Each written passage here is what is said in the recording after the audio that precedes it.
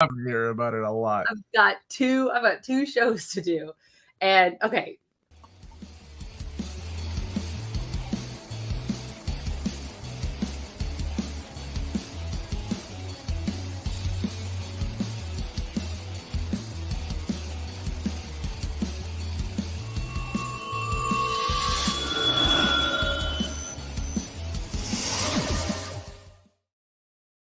Good evening, all you minties, and welcome back to another episode of Reelz Talk with your host, the amazing Amanda, my lovely co-host, the uncanny Omar. How's it going, everybody? You are so professional. I mean, you were just bang, bang, bang. You're ready. Okay, let's get it. Let's get it done. Let's get to our topic today. Let's get it done. Sure. How are you doing tonight? How's everybody doing tonight? Yeah, how is everyone doing? That Superboy? What is that? It's there, Superboy. Hello, Griffin. Tomboy Lois. Yeah, something like that. And you're drooling over that, huh, Blas? Okay, I see that. I'm doing okay. I'm ready to talk about the show. Yeah, but honestly, I have some bad news. I have to jet early. I have to go. I got about 15 minutes. Because right before the show, I found out that Virgin River season 5, part 1 came out, and I somehow missed it this past week, and I haven't seen. So we're cutting this show short, like by what? An hour? An hour. I gotta go. Like, it's on right now. I gotta see what's going on with Jack. What's up? You know it's on Netflix and it is on demand for your viewing pleasure at any time. And I demand it right now. I don't blame you. I don't blame you at all. Season 5, baby. I've been waiting for it. I've got my Jack's Grill shirt upstairs ready to wear while I'm. Didn't I get you that? No. What did I get you? You got me a Virgin River shirt. Yeah, I did get you a Virgin River shirt. Never bought me an X-Men shirt, but you got me a Virgin River. Your Rocky shirt from Philadelphia is sitting in my Hell yes. What's Virgin River? Well, it's where Titan Killer goes fishing, apparently. Well, jokes. We all got jokes, Titan Killer. Guess this will be a speed run of the street. I'm kidding. I'm here for the whole thing. I'm a professional, and it's what we do. It's okay. Hot take from Classy Ulysses: My Adventure Superman is the best anime of 2023 until The Eminence in Shadow season 2 releases in October. Wow, that is a hot take. That is because you have everything X-Men related already. No, not true. It's hard to find, what he doesn't have that's a Marvel X-Men related thing. Tattoos. I don't have a tattoo of Marvel X-Men. You gotta get a tattoo. That's what you gotta get. Not yet anyway. But I really like. You know what was really cool tattoos I've seen, and I don't know if it's me right now because it's so trendy. Is the Krakoan language? Like, I've seen people with the Krakoan. Oh, really? Really, really cool. I love the Krakoan language. It's a really cool part of X-Men. But yeah. I was thinking about that a couple of years ago, and I wonder, like, maybe I'll just stick to the brand of the sacrifice. You do want that. You've been talking about it for years. I know. I was talking about it long before Berserk was a thing. Now that everybody watches and knows of. Yeah. As the kids call it, I'm so basic. I don't know. Basic. That's what it is. You're so basic. You're so basic. I'm a basic bitch. I'm a basic bitch. This show made me go buy All-Star Superman. How's it going, Star Wars book collector? Plus, Tomboy Lois Lane is hot. I love that people are crushing on. I know. I mean, I wouldn't blame them. She is very attractive in this. So is Superman. So it's like, I mean, I love the drawing in this. So we decided the show wrapped up. It has 10 episodes. It's all done. And we've had a lot of viewers have been talking about it. And since there's not a lot out at the moment, we thought, let's go ahead and review this animated series. We haven't done a lot of animated stuff recently, minus that Teenage Mutant Ninja Turtles Mutant Mayhem movie. So we decided to go ahead and watch this. Obviously it was an easy watch. Each episode, there's 10 episodes. Each one is 22 minutes long approximately. So you're really only looking at, if you're thinking about like an hour, like a Netflix drama series, it's only about like 5 episodes realistically, because it's like 22 minutes. Well, I mean, if we're basing everything on how long Virgin River episodes are, then you're talking about half a season. It shows a perfect introduction. Just half a season of Virgin River. Jason, I'm going to say something right now. I texted Amanda and I'm like, I'm not allowed to watch any more episodes without my youngest daughter. Because she was like, you can't watch the rest of the series with me because we ended at like we watched the first 4 episodes together, and then we watched all the way up to episode 8, and then and I was like, I gotta review it tomorrow, and she's like, oh, we'll watch it as soon as I get home. So I was like, okay. She's 11. She loved it. Like, she was into it. So I wonder if that's animation style. What's up, Omnibo? Like, if it's the mixture of like that animation style with a different story. Did she like She-Ra? Did she ever watch She-Ra with you in Netflix? Yeah, but she wasn't like big into it. And I watched Young Justice with Lydia. Lydia loved Young Justice, which is why she liked Young Justice. But with She-Ra, no, she didn't get in. She got into Voltron with me, which this has a very similar art style to Voltron. It has a very similar art style to Invincible. It's very anime, right? I mean, there is no denying. Oh my gosh, when you look at the designs of the OMAC and the look at Slade. Look at that guy. I told you I thought he looked like a Bleach character. Yeah, he does. Like everything about him, even like just the way they interact right here. Just so much of it reminds me of it. Oh my gosh, yeah, the facial expressions, the goofy like sound effects. Like there's so much anime, but straight up like Tengen Top and Gurren Lagann, like the gunmen are in here. Oh my gosh, Evangelion, like the Kryptonian robots, they look like Avas. The Omax that show up, they look like straight up mechs from Tengen Top and Gurren Lagann. And Lazengard, the main bad guys, Spiral Kings, gunmen. Oh my gosh, that is what Parasite becomes. Yeah, like there's a little bit of a twist in Parasite, and one of the biggest things was the lack of. Well, let's talk about the series in case people haven't watched it. I'm just gonna put up these spoilers. And it's on. So it's an Adult Swim, also Max animated series. So it's on Adult Swim if you're watching, I guess, cable wise. But if you're on streaming, you can watch it on Max because obviously it's DC property. So My Adventure with Superman. So the directors, there's 3 directors, all women: Jen Bennett, Diana Huh, and Christina Manrique. They all were part of She-Ra. That's why I was asking if she liked She-Ra. They were all directors on this Netflix She-Ra. So I was like, oh, well, maybe, and I could see a little bit of that when I was watching it as well. But yeah, the cast list, I was telling Omar, because he didn't realize, it's not a lot of famous people. They've got a couple of voice actors, obviously, that are recognizable. First and foremost, Superman is played by Jack Quaid.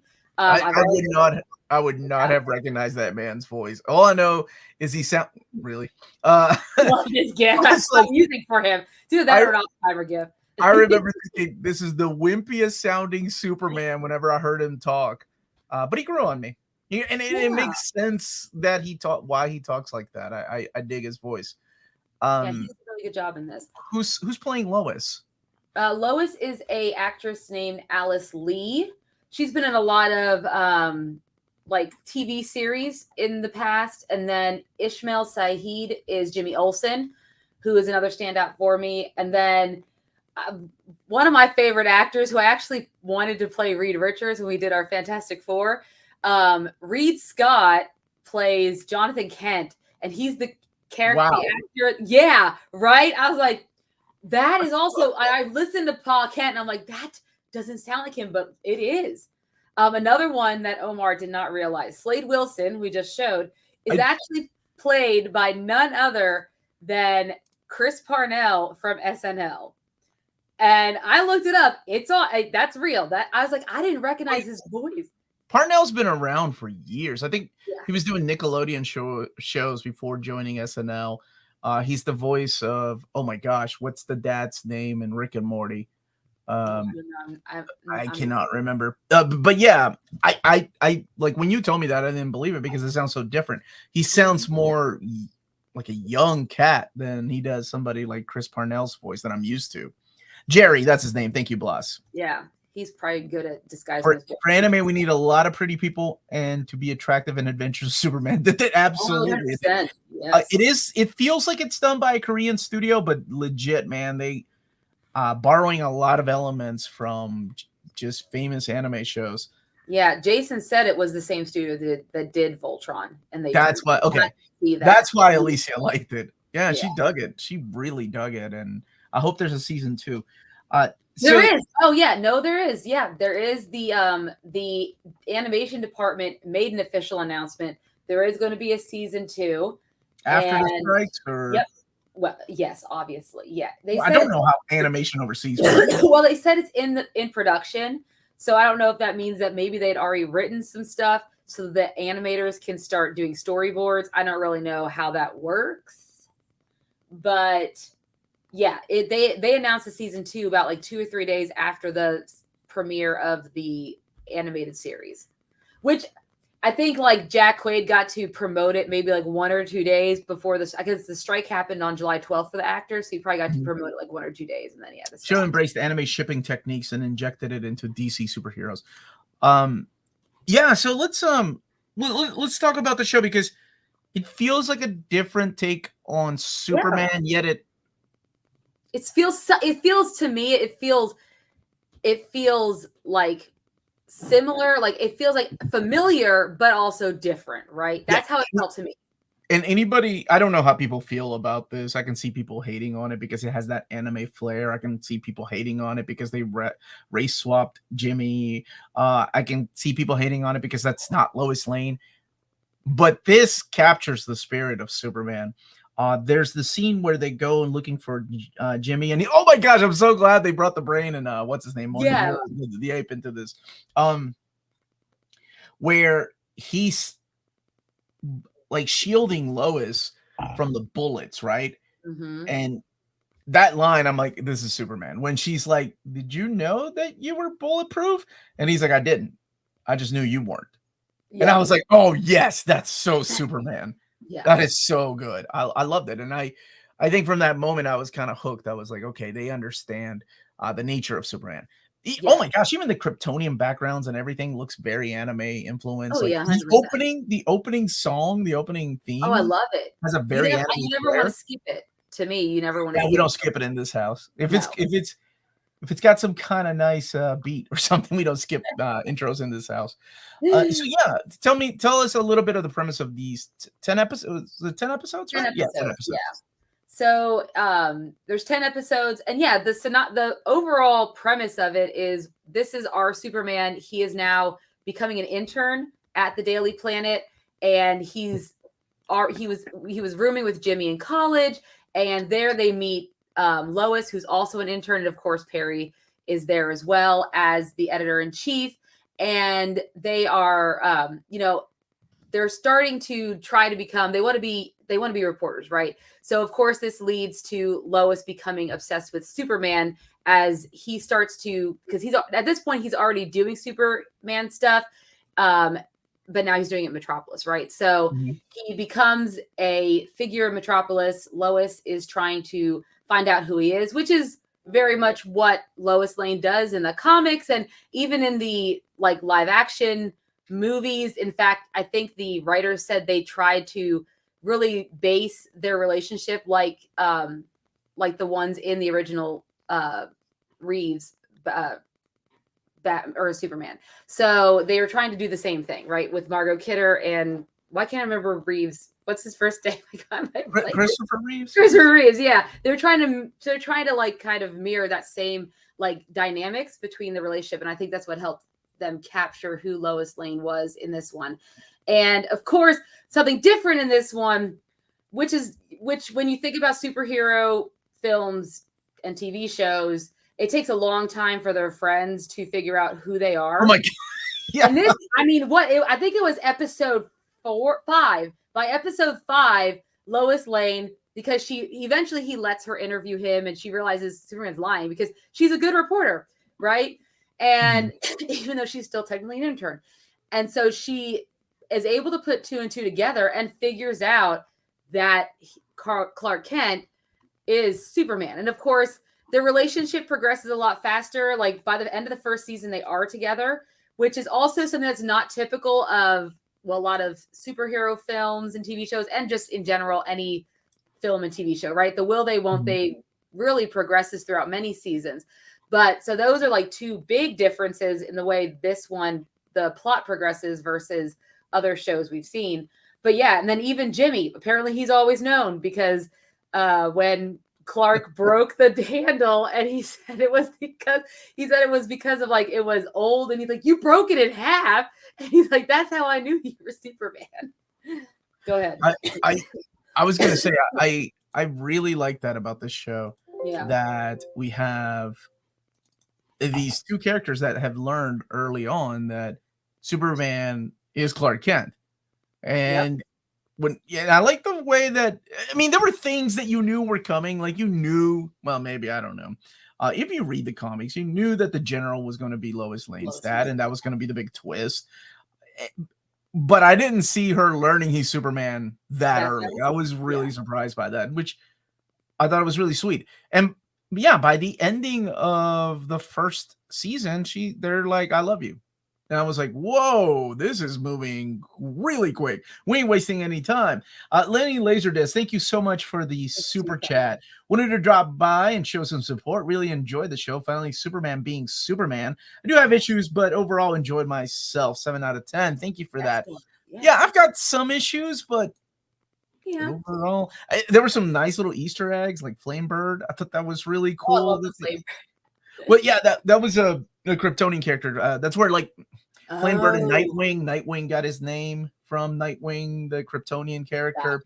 A couple of other Easter eggs in here, like the whole League of Lois during that I mean, you're gonna have Easter eggs when you have the multiverse, and then we need to talk about that ending. So go ahead. Oh, actually, let me get this super chat really quick. Yes. Thank you for the super chat, Flight Clips HD. Superman is my greatest of all time, and I wanted to like this, but way too goofy for my liking. I prefer more of the 1996 Superman animated tone, much better. I can see way too goofy. Like seriously, my kid who's 11 years old loved it. So maybe I think I liked it a little more than I probably would have watching it by myself, just watching it with her. But I can see what you mean. Yeah, I mean it is a little bit goofier than you might be used to. It's definitely not a Zack Snyder Superman, that's for sure. No, it is not. Like the animation is just solid. Look at that. Look at that kissing in this episode. I was like, what already? We're in season 1. I'm so used to things like TV show. Even Superman. Well, no, never mind. I was gonna say Smallville. Never mind. That was nothing but padding. Yeah, they had to do. Yeah, they needed 22 episodes a season. You have to pad that freaking thing in order to do that. I don't miss that. But yeah, and there's a obviously first season we get a lot of villains. Like Omar said, throughout the entire season, there's this villain in the background, the General, right? And Task Force X, Amanda Waller, Suicide Squad. Yep, Suicide Squad, and then of course you get Dr. Ivo or Parasite, I guess, Mr. Mix.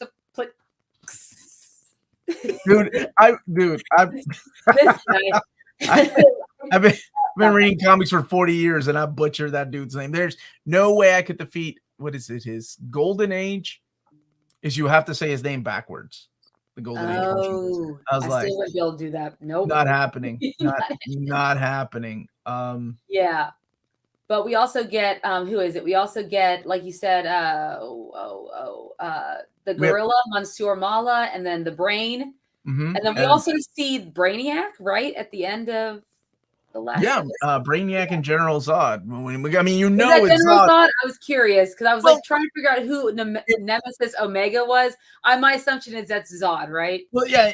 Whenever he's saying they will kneel, I mean, that's just kneel before Zod, son of Jor-El. Like, I mean, that's Zod. There's no way that they don't, unless it's a red herring.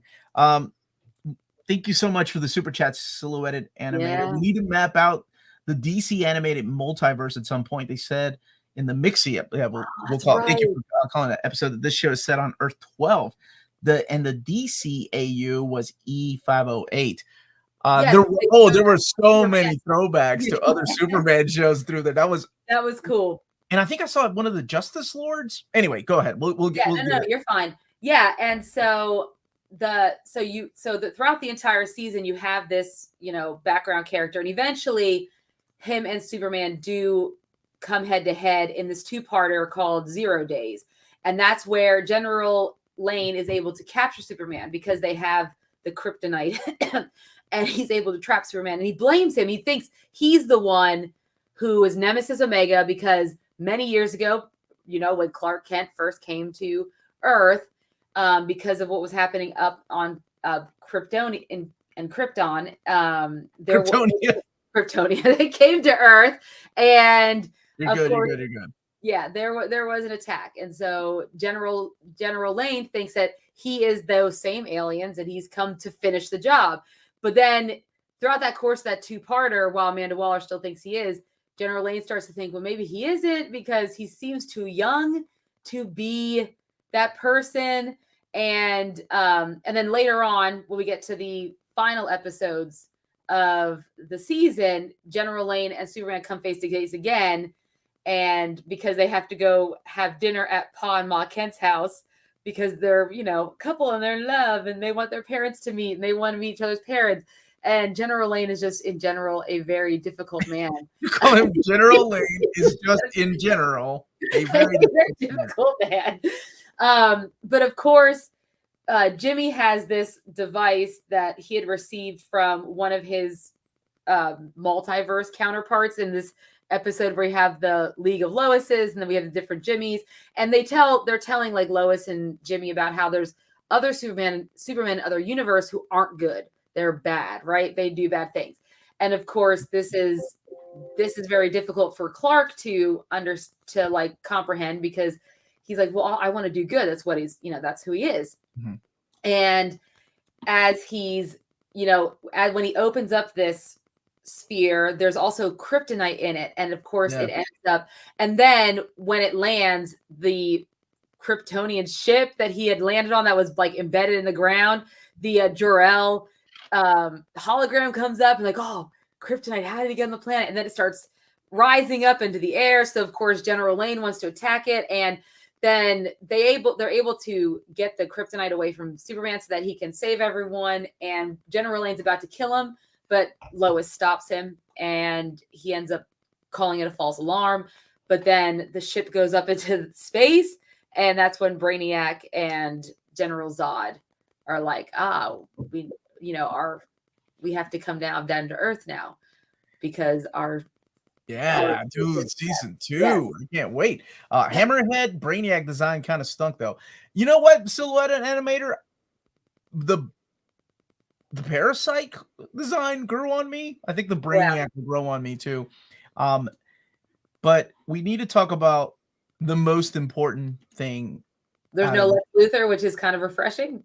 Okay, so yes, there is no that's the second most important thing. That's the second most important thing. The most important thing out of this show, I don't know how we haven't talked about it yet. Go ahead. Is the most Sailor Moon Superman has ever looked. Like, what? That's ridiculous. I love it. I showed Melanie. She was like, what? And I'm like, that's how he transforms. It's great. Let's watch that again, because it's just so cool. It's so cool. I very anime. I mean, doesn't get more anime than this kind of transformation. A lot different than just him ripping off his shirt and having the Superman shield logo underneath. Yes, Superman Prism Power makeup, or Prism Power makeup. It was great. But the other thing is, and everyone's saying, and I guess I didn't realize that that's who that was going to be, but I think it's this gentleman, right? Alex, right? That redhead. Yeah. So apparently who was helping Dr. Ivo, that's the hint that that's actually Lex Luthor, which I guess Alexander Luthor, and he's got red hair. I mean, I would hope not, but probably.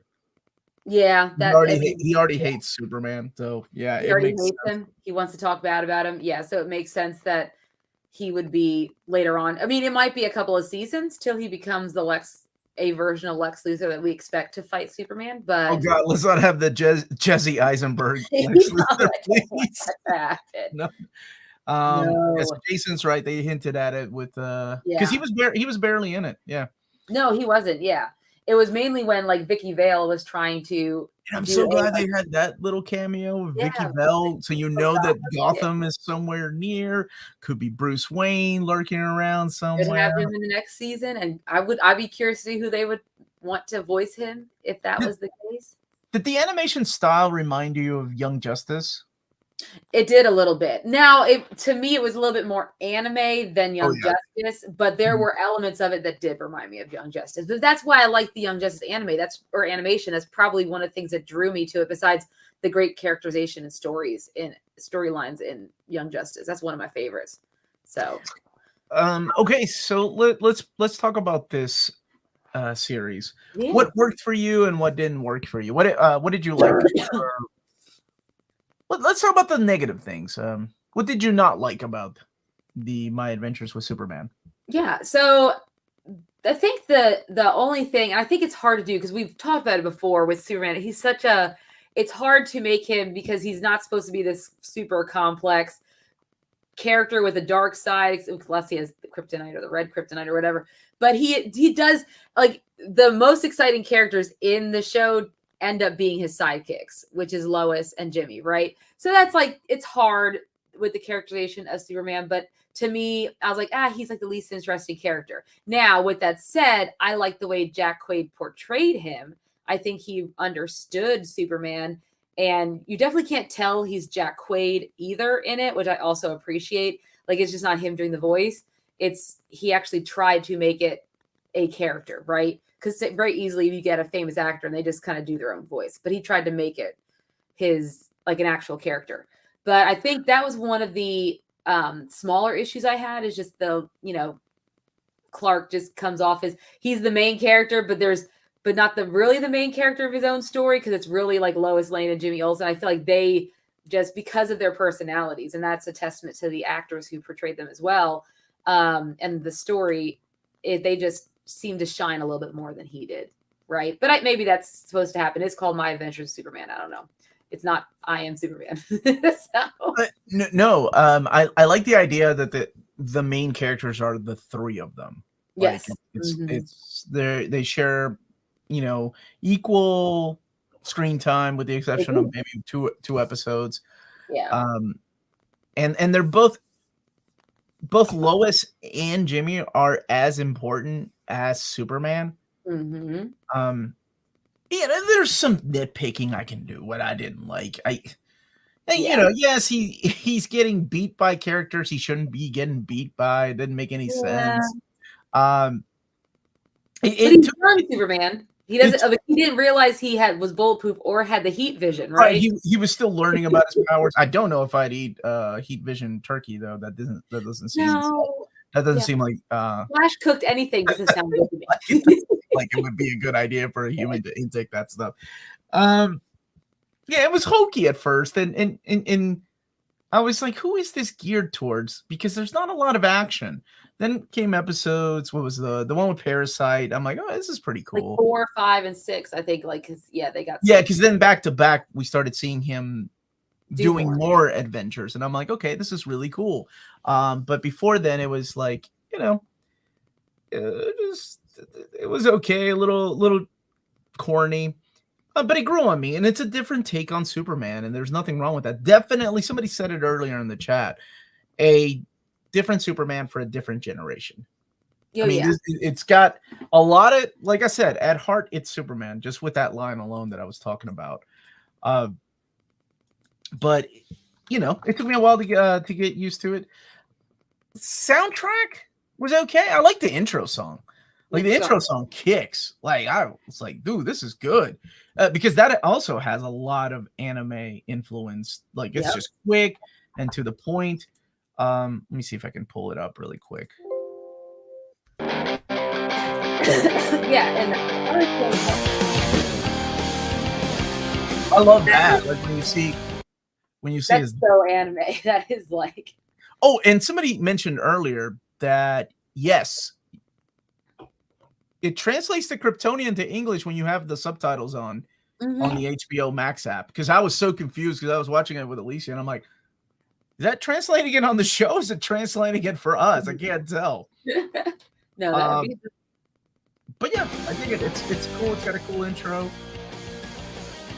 And they're cute together, and I thought they were gonna get superpowers. That would have been interesting. Yeah, I like Mist and all those other characters that were added. The Banshee. Yeah, me too. I like this. This is so anime. You have the main villain in the background while the other cannon fodder in the foreground. But yeah, this part right here, I was like, oh my gosh, are they gonna give Lois and Jimmy superpowers because they look like they're souping up for a fight?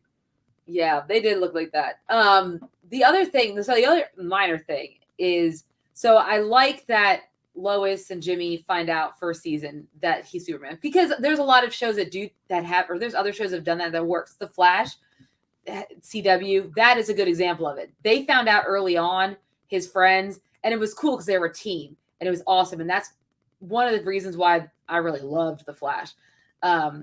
Besides Grant Gustin is a great Flash, but the Lois Lane and Superman relationship, because they barely really get to know each other and they're already saying I love you. I could have, they could have built it from a friendship maybe a little bit longer, maybe another season.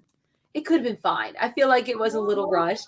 I mean, it's cute, but there could have been a little bit more of a draw out there. It doesn't seem terribly realistic. I guess it didn't matter. It's with the romance Harley Quinn novels too, right? They drag out the romance, the will they, won't they?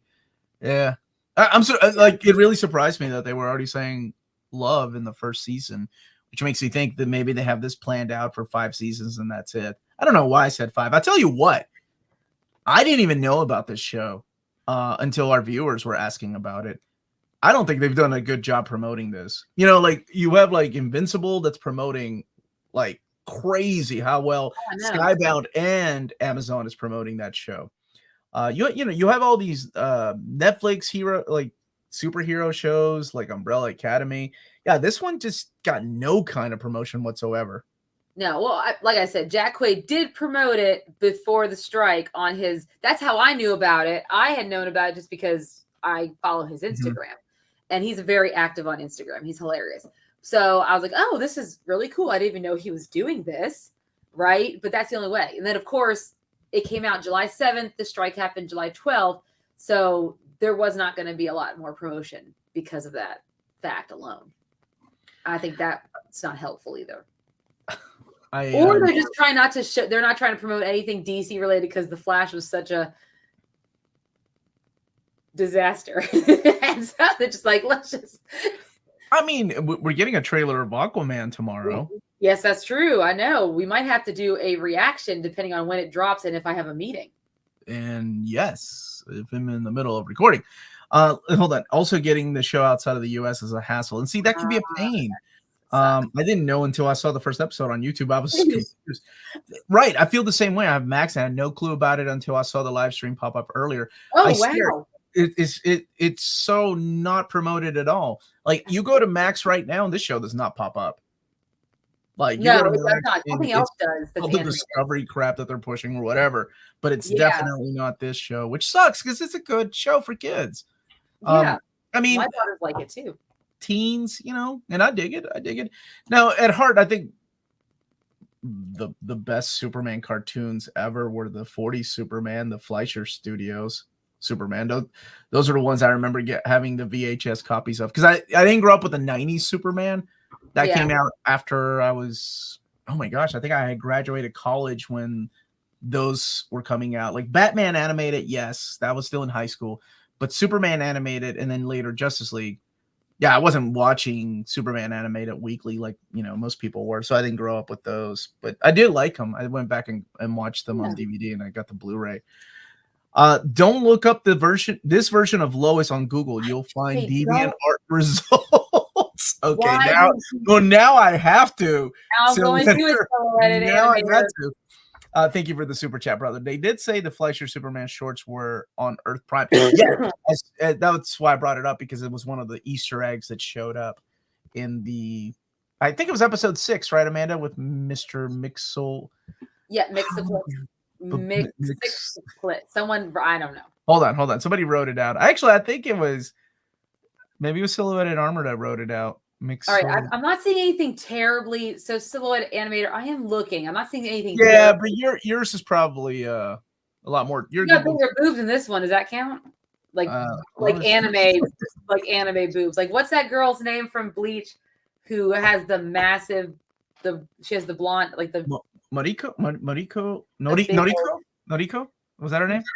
Yeah, I think it was. Yeah. Okay, talk to me now. Oh, look at that one. Not bad. Ooh. Nice. Okay. What is this? What the hell is this? I hope this doesn't awaken anything in me. Oh my god. Okay, I think we need to find a new episode idea. Are you what? Deviant art of our Oh my god, they really have a fetish for this thing. Lois has eaten her coworkers. Apparently is the thing. Is it the kimono one? Is that the one you're looking at where she's like and she has a hamburger in her mouth? Yeah, she's very big and like stuffy. Very big. Anyway, all right. All right, we're getting sidetracked. I need to do a little more research. Not Orihime. She was the main one. What the hell was her name? Matsumoto, I think. No, it was no. Now I gotta look it up too. I think it's Matsumoto. It's Whitey-chan's lieutenant, right? No, I was thinking about Orihime because she had that's the main girl. No. Matsumoto. She also had yes, I am. We both had massive boobs. Okay. I'll bet if they had a boobs war, Matsumoto, she'd knock out Orihime. That's a new show. I don't know, but I'd like to be a judge in that. You know what? It would hurt because if you get smacked, I don't care. They can knock me the hell out all day, every day.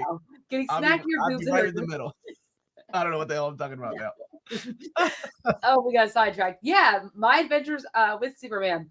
I like the animation was fantastic. I do like the action scenes we do get. I did like the action sequences too that we've gotten in the show. So what we were able to get, I really I thought they were well done. It's overall the animation is very solid for what I'm assuming is supposed to be for like teenagers, middle school. I'm still trying to figure out. I mean, because we enjoy it, but obviously they're going for a certain demographic. They have to be.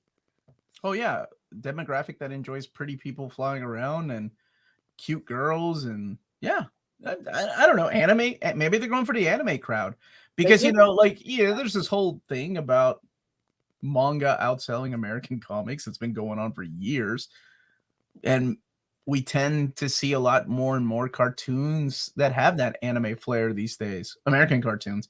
And yeah, sometimes hiring Korean studios to do it. So yeah, this was originally going to be on Cartoon Network. I think it is in some places, correct? Did they put it on Adult Swim? Cartoon Network is Paramount, so that would be over. That's a Paramount property, so yeah, that's why it wouldn't be. Yeah, it's not there. Which where it's on Adult Swim, and Max ended up picking it up. Oh no! Wait, Adult Swim is Cartoon Network. Wait, isn't it? Am I making that up? Okay, then it is fine. Then Adult Swim is part of Cartoon Network. I just thought that I don't know where anything is streaming anymore. Even though part of me actually wanted that Superman family show we were supposed to get in 2018. Oh, I love that. I love your Avatar, brother, because that show would have been really awesome and tons of fun. I saw a lot of people who were into anime and manga almost exclusively really get into this show.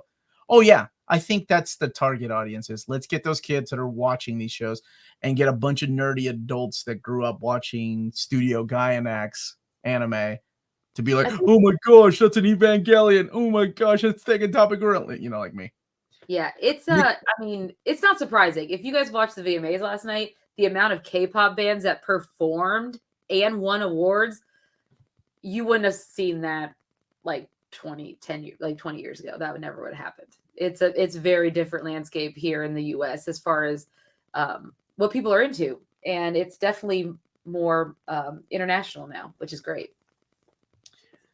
Even though some of our international viewers are having a hard time trying to find the show. But don't worry, it's hard to find the show here in America too, because it wasn't even promoted that well. No, apparently you can get it on YouTube, according to Griffin X, I think is who said they found it on YouTube. Well, I think YouTube promoting shows and people reacting to shows does bring in a lot of audience that way. Yep. How do you guys feel about the Adventures of Superman getting a season 2? I'm in. That cliffhanger of an ending. Oh my gosh, yeah, I want to see more. I'm excited to see what's going to happen. I'm assuming that whole cliffhanger will be all of season 2, and then by the end of season 2, maybe Alex will have grown a little bit. You get Doomsday coming in, Batman team up. We get a World's Finest. Introduced as other characters, as long as their Wonder Woman doesn't show up and have that Wonder Woman theme song every time she comes, I'll be okay with it. Oh, if she can show up as Aquaman, because I'll be waiting for that theme song. Oh my gosh, yeah, we need to talk about that. Okay, so here's another thing that's interesting about that. They get a season 2, but we also know that when Gunn talked about it, now I got something in my eye because I played my eyes. Gunn said that in his DCU moving forward, anything that's animated, the people in the live actions will also voice them. So that's that's what he said. That's a big contract to sign and be like, although they are rehiring everybody, Nathan Fillion, he'll do anybody's voice. Yeah, he'll do anyways. That's what he said. So that's why I'm like, is this gonna, if it's getting a season 2, is it gonna be an AU like alternate universe like an Elseworlds thing? And it could be, which would be fine. But I remember him saying that when we talked about it when he originally announced it. When you and Gunn talked about it? Or? No, when you and me talked about it when he announced it. That's wow. Enviro Earth 2 really likes Smallville. It's the best DC show. So does my husband. He made me watch. Is this his account? No, it's not his account. He doesn't care about the environment that much. I think for me, it's still Batman the Animated Series. That's the one I grew up with, and oh my gosh, we lost so many voice actors just recently from that show. I mean, we have Mark Hamill's Joker. Oh my gosh, that's what we should review, Amanda. Now you got my animated kick going, man. We should do the Batman animated series. Dude, reviewing like the best Batman movie to this day is still Mask of the Phantasm. Like that is the best Batman movie. I love that movie. I'd love to know. Have you seen it? Have you seen any of the Batman animated series? No, you were. Let me see. Batman animated series came out when 91, 92. So you were about 17 years old. I think I've seen some of it just because, because I remember at the same time I was watching like the X-Men, right? Hey now. I might have seen some of it, but not enough to remember. I know it's on Max and I can watch it if I wanted to. Hell no, you're coming over. We're watching the 4K. It just got released on 4K. That movie is beautiful. No, I've never seen Max Phantasm though. Gunn said animation in his DCU. Oh, so it's animated movies? Wait, so is the Suicide Squad getting a theatrical release then? Not Suicide Squad, I'm sorry. The oh my gosh, this is not the Monster Squad. I know you're gonna say Monster Society. What is it called? The oh my gosh. With the weasel and stuff. Oh my gosh, why are we blanking on that? Help us out, chat. Where's my co-host? I'm what? Where's my co-host? Google it. What the hell I am. Okay, the one with all the Creature Commandos. Creature Commandos. Thank you, Jason. The Monster Squad. I don't know. I was trying to think of that. You guys think we'll see Margot Robbie return as Harley Quinn and possibly see her as a lesbian in live action? Who knows, right? I mean, honestly, at the end off of Barbie, look, dude, like, what'd you say? With the amount of money she made off of Barbie, I don't know what she's gonna do. I will say, like I was gonna say, money talks, and if the project is interesting enough, right? Daisy Ridley said she was done with Star Wars, and she's coming back. I guess. I mean, anything is possible. You distance yourself from characters or projects for so long, you start missing it. You're like, hey, I'd like to go back and do something like that. I mean, look at Michael Keaton. I'm not saying it's going to take her that long to do like old lady Harley or anything, but we thought Hugh Jackman was done, and now though I think he's doing it as a favor to Ryan Reynolds, but I mean, he's suiting back up as Wolverine. So yeah. Creature Commandos, the song at the end of Mask of, oh my gosh, everything about Mask of the Phantasm is phenomenal because it's based on one of the greatest Batman comics ever, Batman Year 2. I said what I said. If Creatures Commando does get made because of the WB debt, if they weren't canceling $90 million projects, they might have a little money in their pockets. I love how the Batgirl directors, they said after they saw the Flash, they're like, why couldn't you just release our movie? Especially after the box, it was not only they spend all that money and then it was a failure, like a massive bot. Like they lost so much money on the Flash, like so much money. If it wasn't for Barbie and Margot Robbie, they never would have they wouldn't be able to if it wasn't for Barbie, they would have suffered a lot worse this summer. But Barbie saved them. So do you think? With the success of Barbie. By the way, we need to rate this. But yeah, let's go ahead and do that. And remind me of my question with the success of Barbie. Okay. Barbie. Okay. Everybody that has seen this, anybody in the chat or watching later, what would you give My Adventures with Superman season 1? Ladies first. All right, 8 out of 10. It was a solid 8 out of 10. Okay, that's a good one. A solid animated series. I'm excited for season 2. It was fun. I'm excited for season 2. This is 7.5 out of 10 for me. I really liked a lot of it. It grew on me. It was a little corny at first. Some things I could have done without, but overall, a really fun series. And I'm excited for season 2. Hopefully, we won't have to wait that long. But who knows? With everything going on and the writer's strike. And then we'll get to talking about what we were talking about. But let me get to the chat and see what they think. Tomboy Lois out of 10. Tomboy Lois. Man, have you seen them pics though? Y'all are into some weird shit. You're all sleeping on these pics. 8 out of 10. 8 out of 10. 8 out of 10. 7 out of 10. 4 out of 5. And I'll just say that's an 8 out of 10 on your rating. It's an 8 out of 10. Thank you for that. Tomboy Lois Lane out of 10. And we got another one. All right. I hope this does not awaken anything in me. 10 Tomboy Loises out of 10. What does that even mean? What did you think of the Batman animated Sub-Zero? It was good. Not as good as Mask or Return of the Joker. Return of the Joker's so good. So good. Yeah. But I still think Mask is my favorite. Superman in this show looks like he gives the best. Oh, he really does. I can see that. What's the main reason? Yeah. I'm sorry. Go ahead, man. No, he said he gave the best hugs to Lois. I mean, she was on board. And Jimmy. Let's not forget Jimmy. Jimmy was there too. 3 is not a crowd in this particular series. What is the main reason that Spider-Man No Way Home succeeded and The Flash failed? Oh, so many reasons. Tom Cruise. I'm going to blame Tom Cruise. No. What? Tom Cruise said The Flash was the best movie he's ever seen in his life. A lot of people told us The Flash was the best movie. Not a lot. All I needed was Tom Cruise. Ethan Hunt doesn't lie. Yeah. The reason... A lot of reasons. I mean, a very problematic actor. Yeah. Playing the role. That really immediately shut down people that are like, nope, can't support this crap. And I respect that. It's the ending of something that is going to get rebooted. Yep. So is there even a reason to spend money at the theater to go see it if it's not something new and exciting? I guess, the use of nostalgia for nostalgia's sake with Michael Keaton, while everyone was excited to see him, we already knew he was coming. We had no idea that, and I mean, we could all guess and we all speculated, but that Andrew and Toby were going to show up, right? We knew the villains were, we had no idea. And the way they were integrated not as a story, like Keaton's Batman didn't do much to help the Flash and his growth or anything like that. Whereas they use, and that comes down to the writing, right? The overall writing of the story.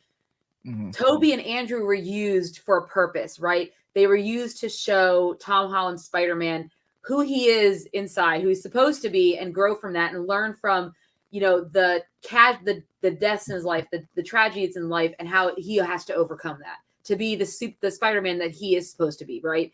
That's not like that. Yeah, there's just something lacking with the Flash in that doesn't come off the same way. The graphics. Let's not forget the graphics for me in the Flash.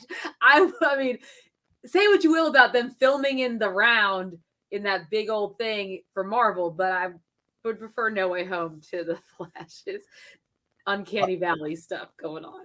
It had a lot of issues. I still like the film. I don't think it was a bad film at Go all. watch it on Max then. It's on there. I shut up. I think I gave it an 8 out of 10. It wasn't a terrible film. I never liked Ezra Miller's Flash, but it wasn't a terrible film. It had some good things in it, but it also had a lot of bad things in it. And I think when things like that happen, word of mouth goes a long way. I mean, it had the bad CGI. I think it became a joke. And in the world that we live in today, you see that gif of him catching the babies, and you're done. You're like, I don't want to see that crappy movie. I'll just wait for it to come out on Max. People are making fun. People have made a meme and a gif out of this. No, thank you. Whereas word of mouth on things like Barbie, holy crap. Yeah, it's holy crap. Like it had the opposite effect, right? Because opening weekend for Barbie was good, but it wasn't killer. But the second weekend, the fact they kept holy crap, is all I can say. Whereas Flash had the opposite effect, where opening was pretty okay for a superhero movie, but the next weekend not great. Shut up, Amanda. It was a bad opener. It was not good for a superhero film. Right, I'm sorry. I gave the Flash 7.5 out of 10, which is the same thing I gave my Adventures with Superman, by the way. Amanda gave it a 7 out of 10. Yeah, and I rated this better than that. I would rather watch the Flash complete series again than watch the film again, as I love the show. I watched the first season. I liked it. I thought it would outdo Barbie. I thought Omar thought.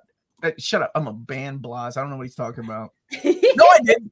I didn't say. I did not say anything about Barbie. I thought it was gonna outdo the Across the Spider-Verse is what I thought.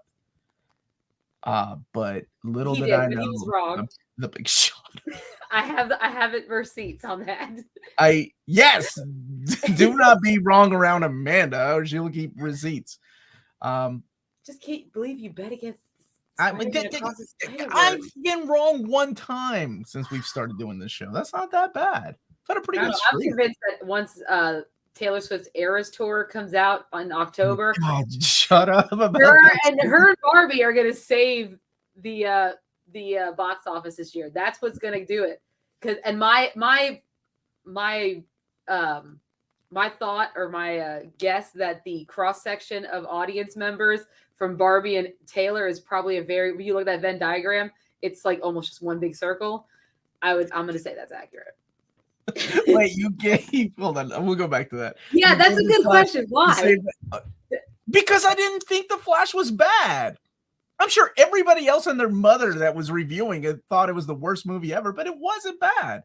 Like if you break it down as a movie, because despite of how I felt about Ezra playing the character, I had to review it as a movie, and it was still parts of it enjoyable. Yes, it was stupid that it wasn't explained who killed the mom. I love it. That never came back because, why? Obviously it was him, right? It had to be Professor Zoom or something. We were expecting it. This is a good question. Margot Robbie wasn't in Barbie. Would it have plopped? Absolutely not. It depends on. So she was very integral in, because she produced it, right? That's why I said she made a lot of money. But if they hire the right actress for the role, it's still the quirkiness of the film and the plot that gets people to go, right? And I'm not saying anything bad about Margot Robbie or her wonderful. She is beautiful, and she is like the embodiment of a Barbie. That doesn't hurt. That's why even Helen Mirren's narrator said it's probably a bad idea to make this statement with one of the most beautiful actresses in the world. But, I mean, there are a lot of pretty actresses in. Yeah. And I think a lot of other actresses could have pulled it off. So I don't think so. I don't think I don't think it would have flopped if somebody else was involved. I mean, depending on who it was, right? I'm not going to go down that road, though. I'm not opening up that door. No, thank you. The mom stuff made me tear up. Yeah, right. I mean, it had a lot of good things about it, but I'm not going to deny the fact that it was imperfect, right? I did not feel much in that film. I don't know why. I think if Amy Schumer had been, it would have been a different movie, which is why she walked, right? She walked. Her and Diablo Cody, because Diablo Cody, who wrote Juno, also was first on board, and she said, "I just couldn't do it." Like what they tried was not going to be the same thing. Yeah, it would have been a different type of movie. I feel like that movie would have been a lot more like Trainwreck? No, I'm just kidding. I have no idea. No, I talked about this when we reviewed Barbie. Those movies in the 90s when they were bringing back the 60s franchise, like Yes. Brady Bunch movie. Or Charlie Beverly Hills. Angels. Yeah, Beverly Hills. Like it would have been like Beverly Hillbillies or the Brady Bunch movie. No, I think it would have been more like a long version of an Amy Schumer sketch from inside. No, that's why she walked though, because she couldn't pull off those jokes that she wanted to. Yeah, because I keep thinking of like when they made fun of the One Direction song. She looks, no, that's a different song, but You're Perfect, and it's like she's this ugly girl trying to say it, like that's what I envisioned she was trying to do, but it doesn't work. Like it wasn't. I like that. I've seen her before. I thought she was I love her. I love her sketch. Has Amy Schumer done any movies or TVs in the last couple? No, I think she's busy. She's having babies. Yeah, she's a baby. The last I saw, and she did one stand-up comedy for Netflix a couple of years ago. And she wasn't, things change when you get big, right? You can't joke about the things you used to joke about. Yeah.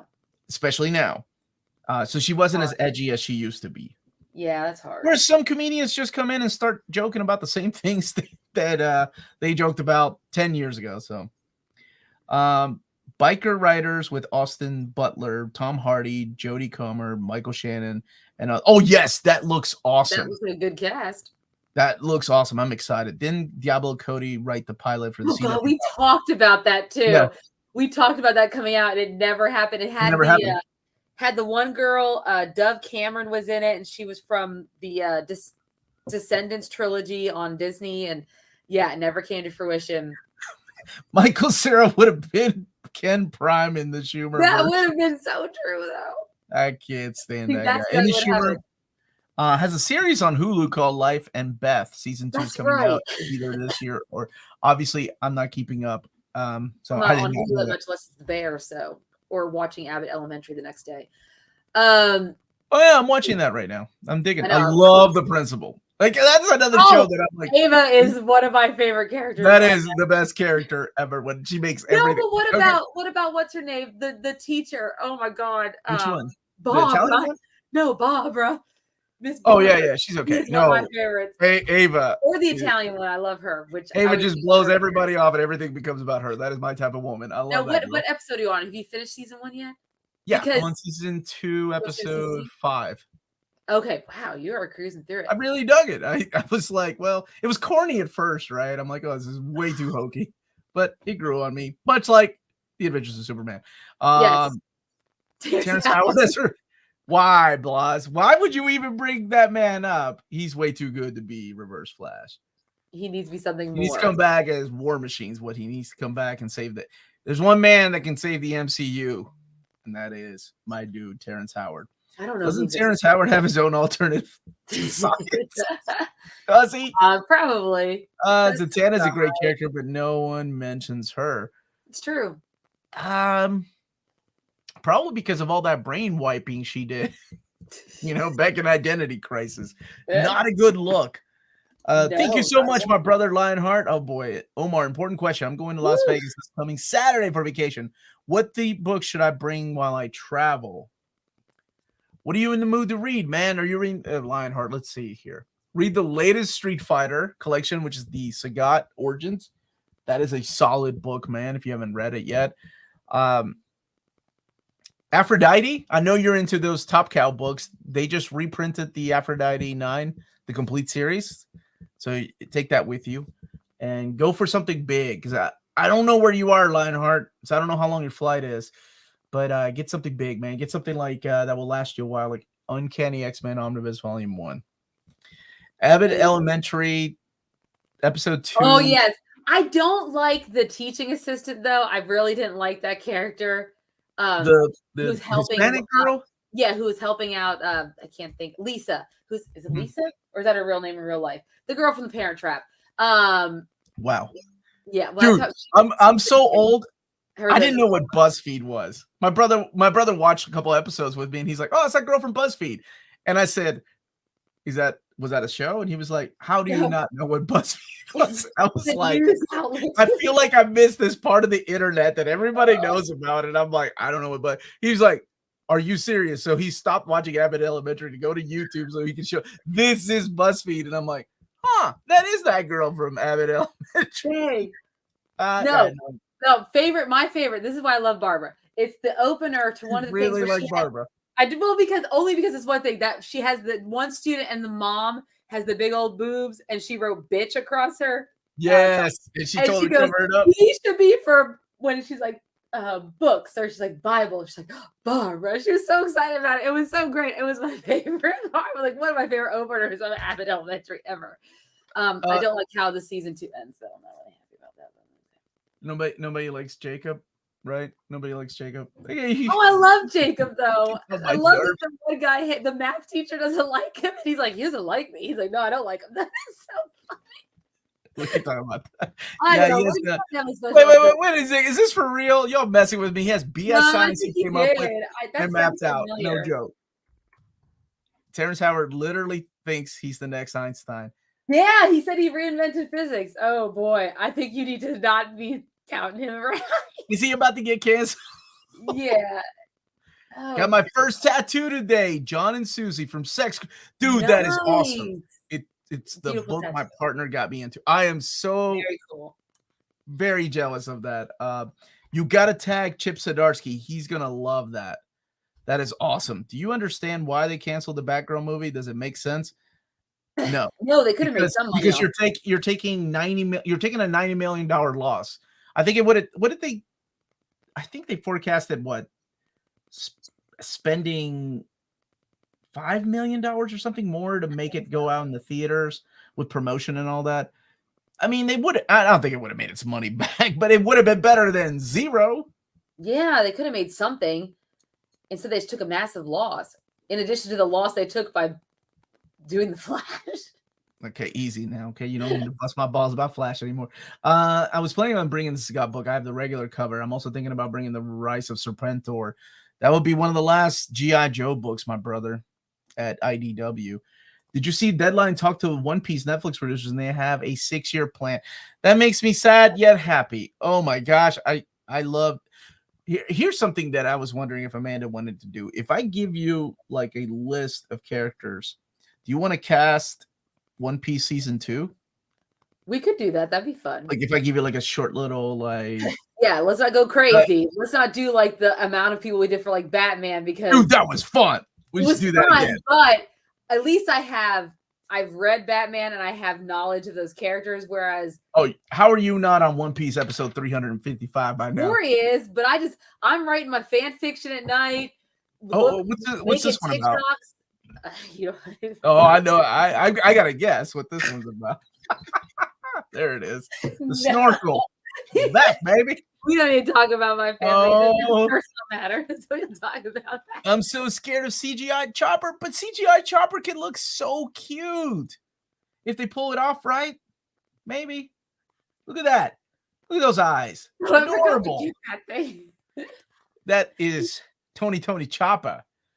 I mean, unless you give like, what I'm afraid of more than CGI Chopper is if they give a kid horns like they did in Sweet Tooth. That's what I'm more afraid of. If they go the Sweet Tooth route for special effects. We need a Naruto. Oh my gosh. We need can you imagine? I still think Berserk. Like Berserk would be so killer. Almost as cute as Bebo from Legends. Those soulless eyes. Those eyes are adorable. I wonder when the next season of that's coming out. Clone won't do. Okay, no spoilers because I haven't seen it yet. I'm 2 episodes behind on Ahsoka. I am very behind on Ahsoka. So I heard the last episode was amazing. This episode that came out yesterday was like my friend that he's not even a big Star Wars guy. He texted me going, "Dude, you see the latest?" I'm like, "Dude, I'm 2 episodes behind. I'll catch it when the series is over." He's like, "No. Stop watching Virgin River." He knows what I'm watching too. He's like, "Stop watching Virgin River and Abbott Elementary and go and watch it now." I may go do that. But yeah, you did. Don't go on social media. I don't. He knows I was watching it. I don't really go on social media, but I learned my lesson a long time ago.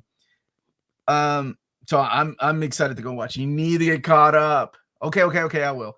I'm very behind. Still on Boba Fett. I never finished season 3 of Boba Fett. I forgot about it. Season 3? Don't you mean just season 1? What's this I mean thing? season 3 of Mandalorian. Oh, okay, season 3. I was like, there's only one season. Fans are eating good with Star Wars lately. Yeah, man. I mean, people bitch about Star Wars, but oh my gosh. They're doing better than the Marvel shows. Andor? That was amazing. I know. I still like Mandalorian seasons 1 and 2. I don't know why I stopped 3. I think 3 just wasn't clicking with me. Yeah, a lot of people were 3 was where a lot of people kind of felt. I thought we did do 3 though. I thought we reviewed it. You sure you didn't see it? I'm sure. Unless you're reviewing dude, everybody's calling her a hottie. Yeah, she's cute. She's a cute chick. I like a couple of them girls. Star Wars shows have more consistent quality than the films. I've heard that as well. Yeah, season 3 definitely wasn't clicking. I don't know why I stopped. Nobody hates Star Wars more than Star Wars fans. I feel like that's how Marvel fans are becoming too. What were you going to mention before we did our rating though? So you don't get completely sidetracked. I don't know. Okay. Someone earlier said that Fast X is coming out this Friday on streaming. So I feel like we need what is Fast X? I feel like we need a Discord. What the hell is wrong with you? We talked about this, and we need I've got an Ask Me Anything at 8:00. I'll get really drunk, and then we can watch it. There we go. And we can Discord it. So make sure you're joined our Discord. I think it starts at $5 a month. I'm on Discord all the time, guys. I'm on the Fall Out Boy Discord a lot. That is another problem. We need. But I'm also in the Near Mint Condition. We need a. We need an intervention. Flash, you're right. Fast X did make more money than the Flash. It didn't do as successful as other Fast movies, but it made more money than the Flash, and that's a Universal film. So there we go. Are you saying Teabag from Prison Break? That guy? I got to see that. I did. I posted Amanda. Fast X will be coming up. You got this right. Now you just need to set a date for you and Omar to watch Party on NMC Discord. He's not okay, Omar. Time to feel old. Thanks. I feel old every day. As my shoulder doesn't remind me that I'm getting older. Yesterday was G.I. Joe, A Real American Hero 40th anniversary. That is right. It was. And then isn't Transformers here in a couple of weeks, 40th anniversary? Jesus. Yeah, Andor was so good. I cannot wait for season 2. I got an invitation to my 20th high school reunion, so that made me feel old this week. Jesus, Amanda. I just got my 10th. Whatever. What are you talking about? I got my 10th. Well, thank you for that. I'm looking at this. Thank you. I appreciate that. It means a lot. Marvel, no, the D+ shows are really bad. Yeah, I know. Secret Invasion. Yeah, that's what I mean. I don't know if it's as bad as Iron Fist. Iron Fist was pretty not good. It's just the thing is they're just okay. That's the problem. It's not like they're raising the bar. They're not trying with the Star Wars shows. There's a quality to them that I think that because the Marvel shows are trying to stick to these formulas, to all these things they have to connect to in this greater universe and not just sit as their own entity. And I think that's harming them now. Back then when we just had these films that came out and there wasn't 30 things to watch prior, it was okay, but now it's too much. You know what I mean? No, I was looking at Tomboy Lois Lane pictures. You know what? What were you saying? They're very distracting. It's not. That's not our. We cancel Mila Kunis and Ashton Kutcher. Okay, there we go. What the hell did you just say? Repeat what you just said. Slower. Oh, I said people are canceling Ashton Kutcher and Mila Kunis. That's what we're going to talk about. Like that was your segue. That was the segue. Me looking at pregnant Lois Lane and whatever the hell people are into. Well, she said she ate too much. That's a thing. Okay. The D plus shows came out. Oh my gosh. WandaVision for sure set the bar so high. It was so good. Yeah. I agree with that. I mean, I'm still looking forward to Loki season 2. See what and I wonder how they're going to like fit all that together into the movie now that, with Jonathan Majors, and are they going to keep him around? What's going on? I don't know. It's going to be interesting to see. Maybe that's why they're postponing it a little bit. Did you guys ever watch this show, Barry? I think I did. I don't think Amanda ever heard of it. I love Bill Hader. Yes, she does. He's one of those many like random guys that I find attractive, but probably because he's funny. I've seen the first 3 seasons and I loved it. I have not finished it. It's over, isn't it? Yeah, it's over, and I do want to finish it, but yeah, he was great in it. See, my dude already knows who we're gonna cast. Terrence Sowers, the man, is gonna come in as king. He's already making his own science. Why would you not hire him? He's redefining physics, guys. Him and Elon Musk. Let's go. 0 out of 10. IGN can go to hell. Let me tell you something about never mind. That's a little too much about places. What did they give 0 out of 10 to? Because they did not like One Piece. I think they were the harshest on One Piece. They were. I guess Netflix didn't fly them out to a private hotel because that's what they would do, man. Like my buddy used to work at IGN when it was a actual physical magazine. And companies would fly them out to these private resorts and, all you can eat, all you can drink, supermodels serving you the drinks while you play the video game. And he was like, do you know how difficult it was sometimes to review some things while we are being offered all of these wonderful services? I'm like, oh yeah, I can imagine. Shit, I'd sell out. In a heartbeat. I guess IGN didn't get flown out anywhere to review One Piece. Oh, yeah, I think they said something like it was too much like the anime. And I was like, how is that? That's no, it was not. They added a stronger story. Yeah, how was that a bad thing?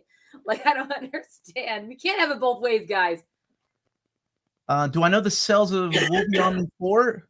Pretty good so far. I mean, we're getting a 5, so that was good. You all did your job pre-ordering that, my brother. Amanda, have you watched Harlan Coben's Shelter on Amazon Prime? I have Do you know not. What that is? No, I have not. I've looked it up, and it looks like something that would be up my alley. I think that I would watch. Mm-hmm. So I'll have to put it on my list. It's hard for me, it's been hard for me to watch stuff recently because I always feel like I've got something, unless it's thing we're watching for this show. I feel like I haven't been able to just binge stuff recently. And that could be because I'm watching old interviews of my favorite band or Morning Brew, Daily Show. I don't know. What's or my other YouTubers that I watch that I like. What is Morning Brew? I don't even know what that is. Oh, it is a fantastic. If you're into short, quick stories or just highlights about news stories from millennials and Gen Zers like yourselves, then I don't need that shit in my show. All right, so where are we, guys? Should I get the Burn Superman hardcovers? Wait, I've been waiting years for that hardcover, my brother. So yeah, you promote Gen Zers and millennials. What the hell? It's something we don't talk about. It's about news, and they're great. It's 30 minutes. It was formed by a guy from Harvard who thought that his people needed a quick way to get our news started. As a newsletter, became a podcast. It's the whole thing. And this is why we can't have good movies anymore. Your generation killed. Not ours. I feel like Gen Z killed it. I'm blaming how millennials. I'm blaming you and all your what the hell are they called? Those Vine videos. You can't get someone's attention in 6-second videos. What the hell? That's why we don't have these long shots in movies anymore, or what some people would call boring. You can never show 2001 in movie theaters or make movies like that. I'm sorry. Let me get to this man's super chat. Yeah, do that. Answer that question. Should I get Burns Superman hardcover? I think an omnibus will come. but I have been waiting over a decade for that omnibus.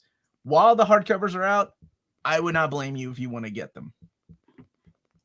Hello, my friends. What's up, Aria? How are you? Hey, I hope to see you in New York Comic Con, my brother. Gen Z could learn a thing or two from Terrence Howard. Everybody can learn a thing or two.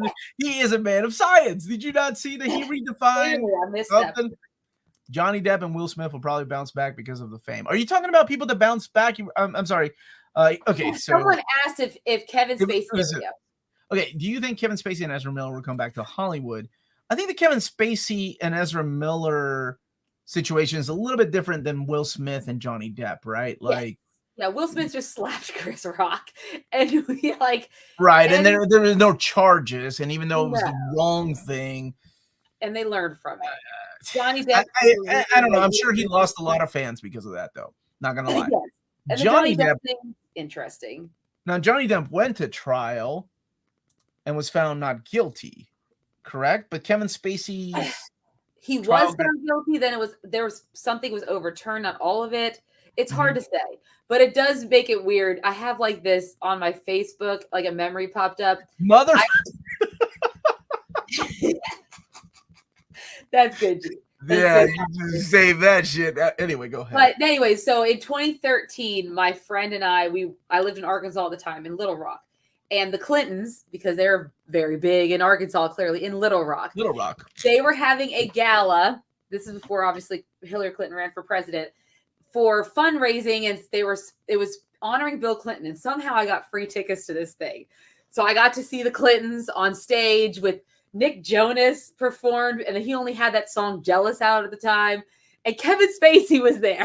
That's like, it's really weird to watch that video of like Kevin Spacey. You have been waiting to flex that story for a long time. So you've been waiting for somebody to come out here. It was fantastic. And I got in for free. And I got to see all these people. Like, it was great. I was like, damn, sometimes living in Little Rock had its perks. Like, I got to see amazing festivals at cheap, like Ludacris and Nelly, that cost like nothing, because they had these really, like, it was awesome. Oh, you're talking about like the summer concerts, the summer series. Like in the Memorial Day, like we'd have like Memorial Day festivals and stuff, and they would show up, and I'm like, man, I don't get that now. I was like, nothing happens here if I don't pay like $500 for it. Anyways, but it's weird. That's a weird thing for me. I always delete that video, so I never show up at it.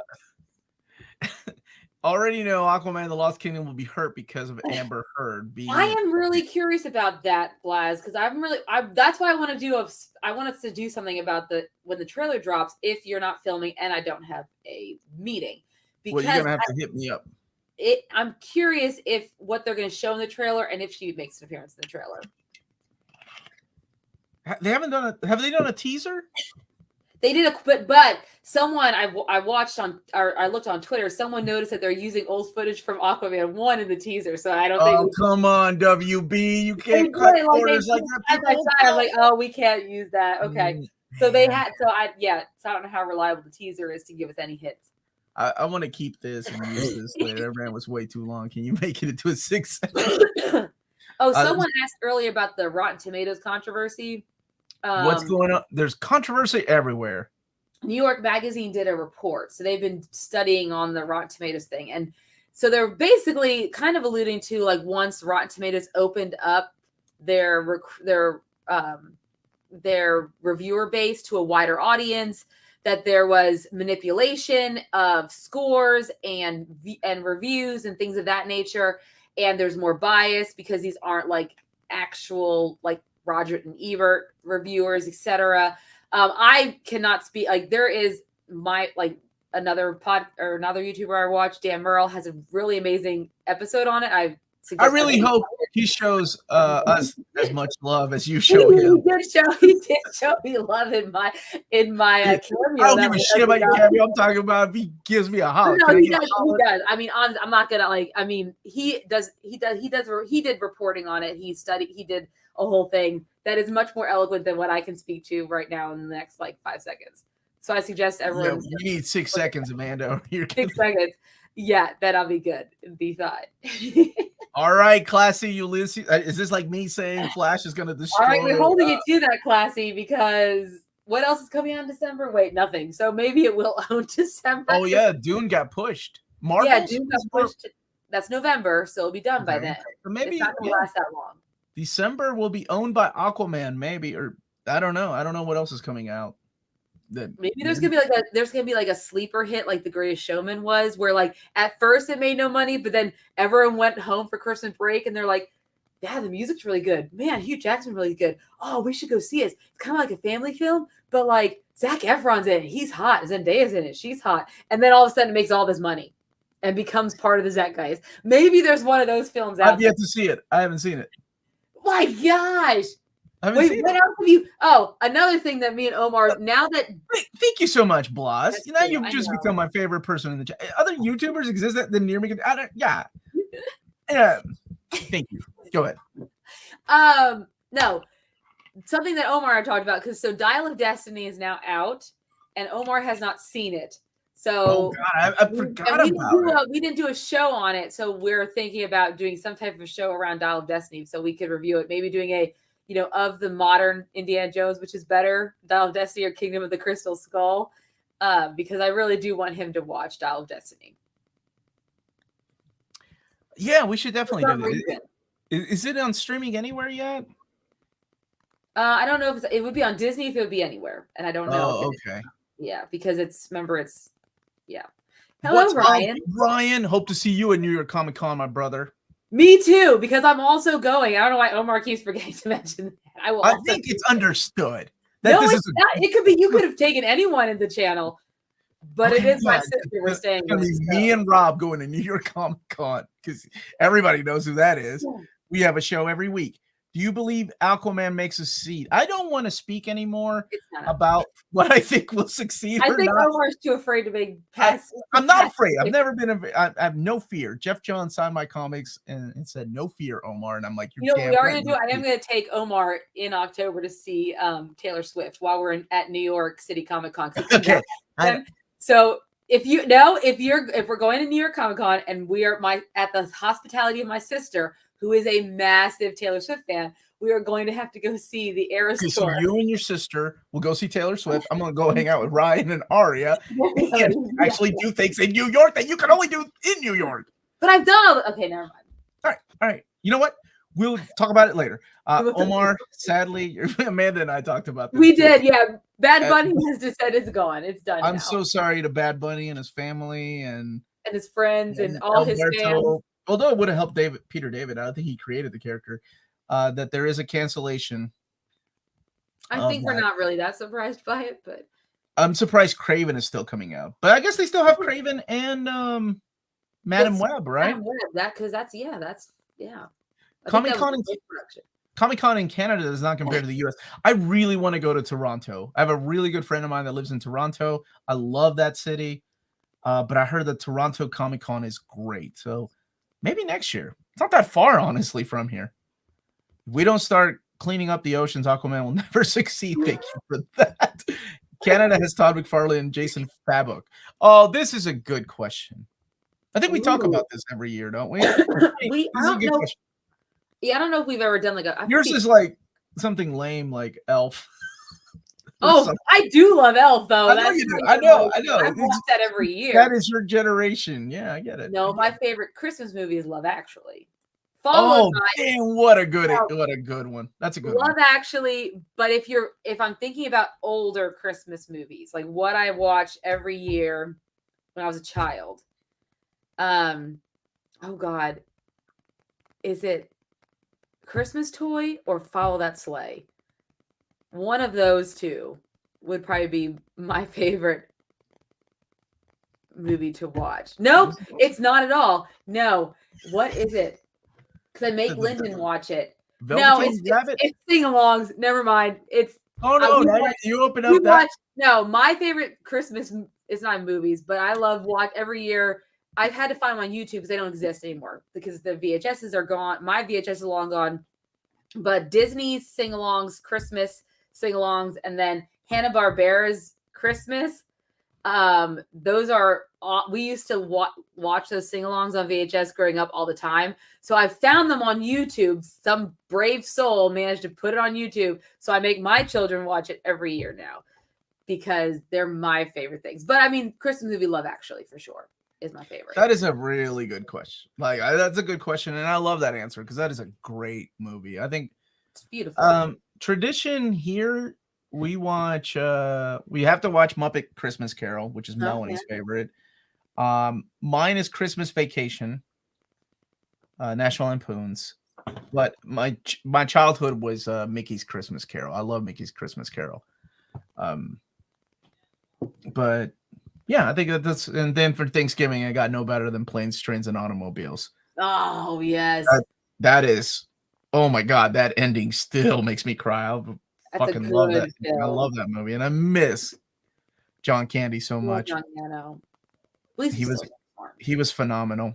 Yeah. What's your favorite Hanukkah movie? Oh, is it the 8 Days of Hanukkah?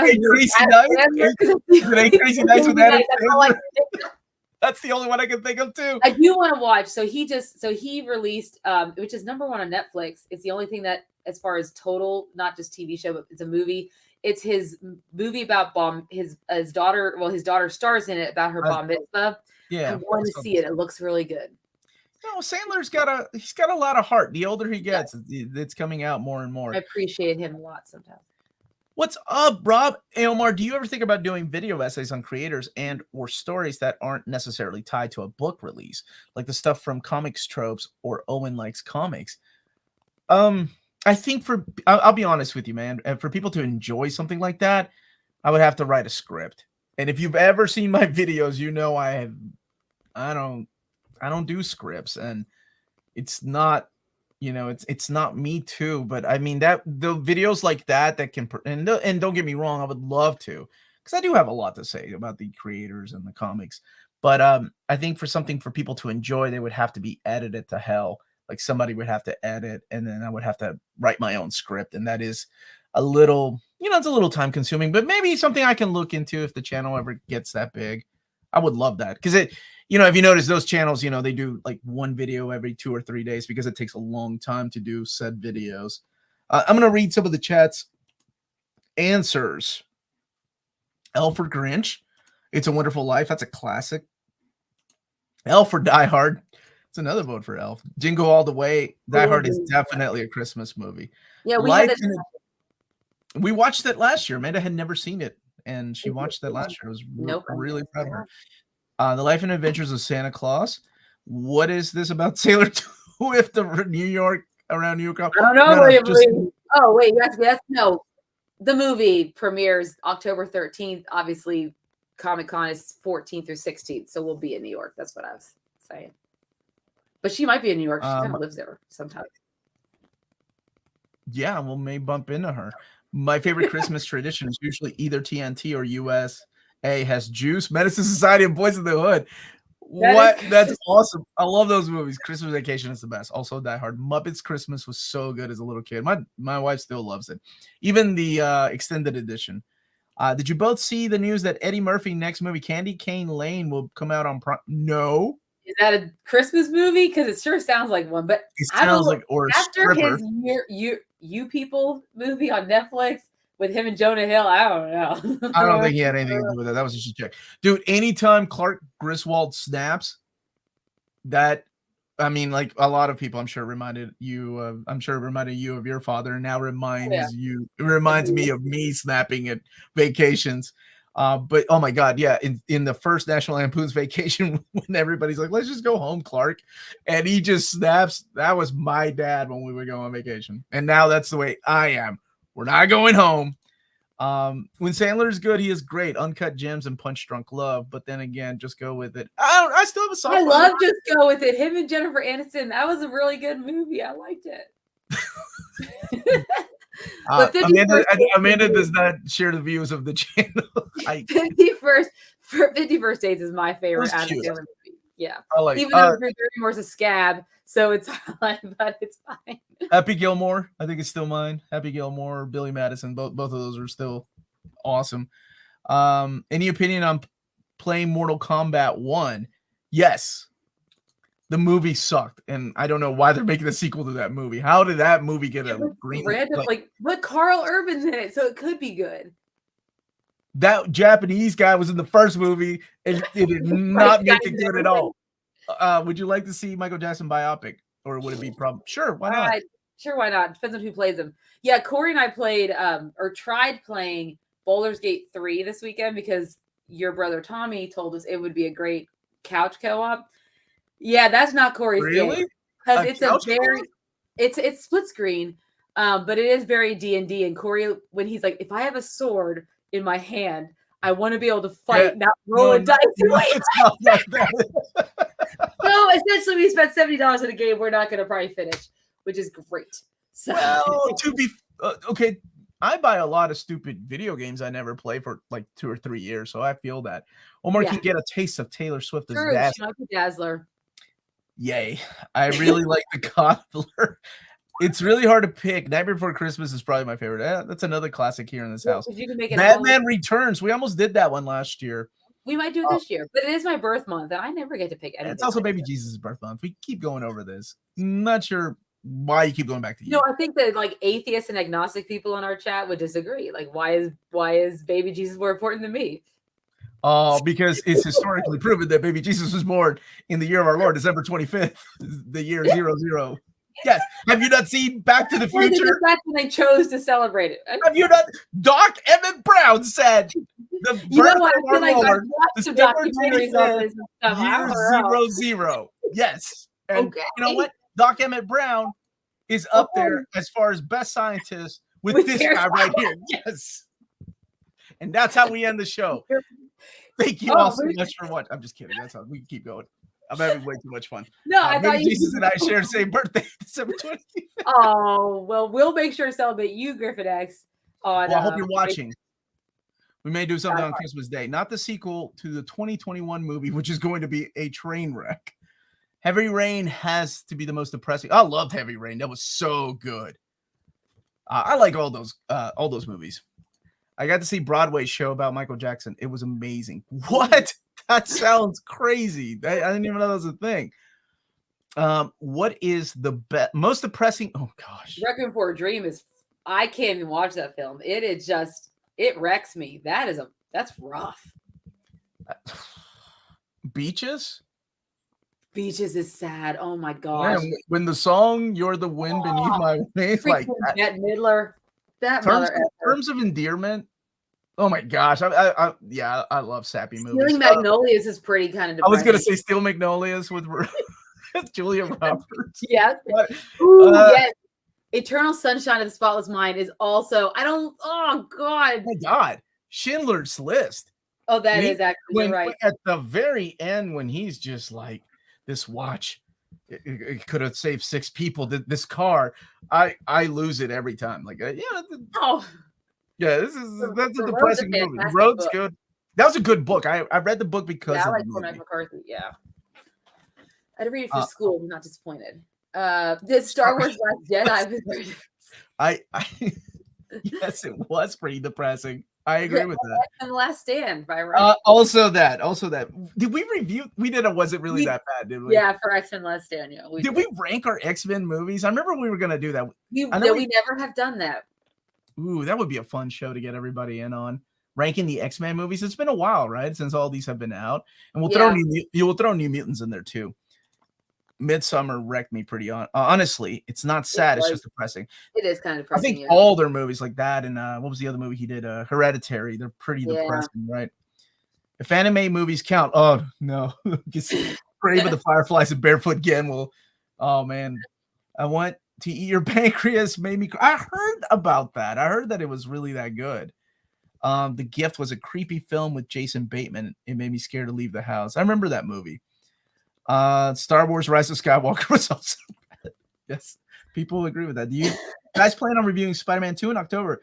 I think the press got to play a demo yesterday and they will be releasing their thoughts on Friday, so I'm excited.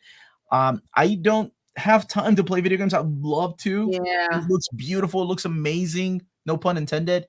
It's so time consuming. Like, wish I had my brother's job where he can just work from home and play video games. But I have that job, but I do. No, but you're actually on meetings. Like I do have a lot of meetings. I have a lot of meetings, and then I watch a lot of film and TV for this. Yeah.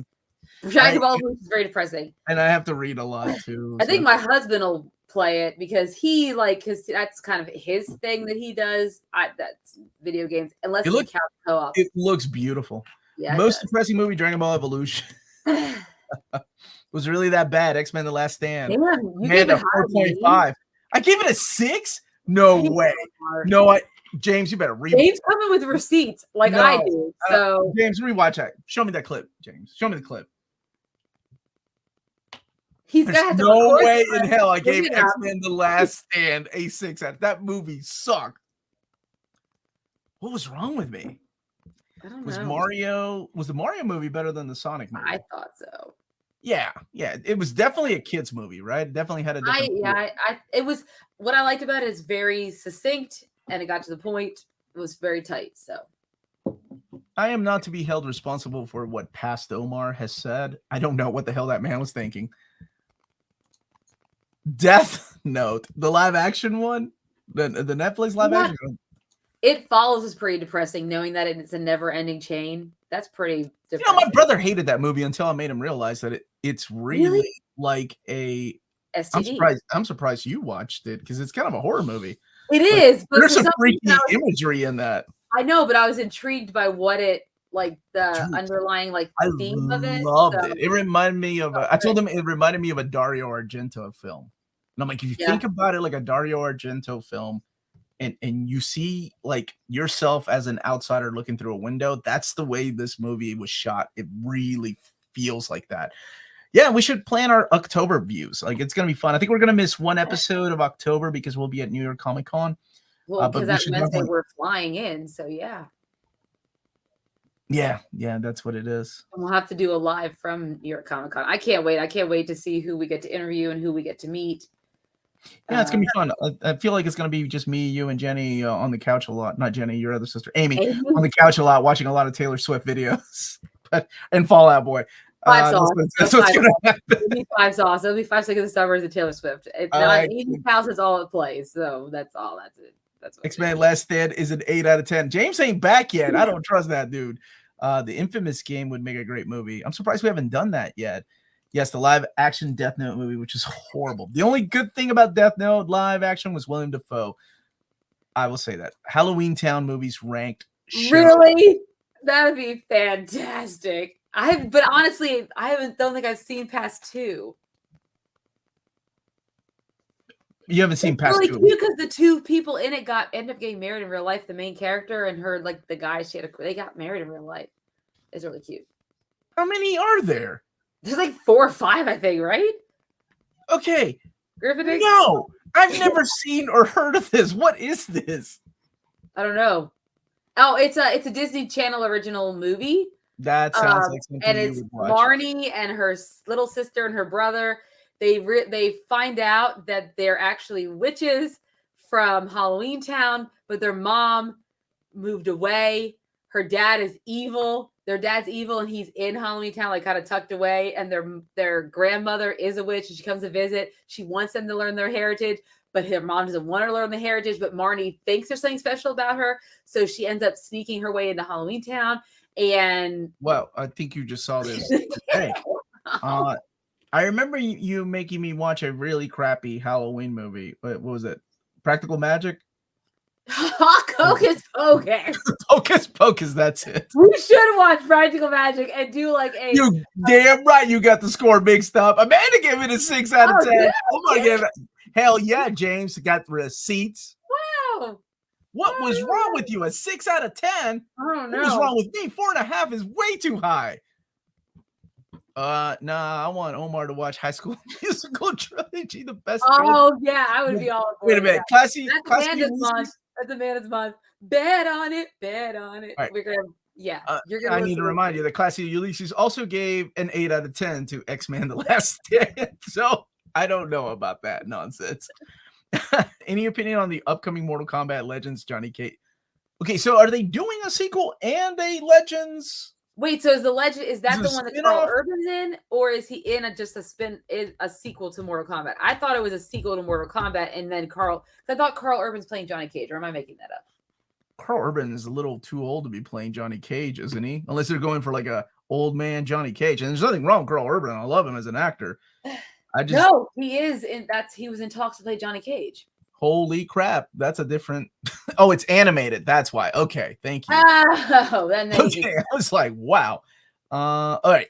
The fact that X-Men 3 wasn't a negative score, something was wrong with me that day. I gave it a 4.5. Like, what the hell?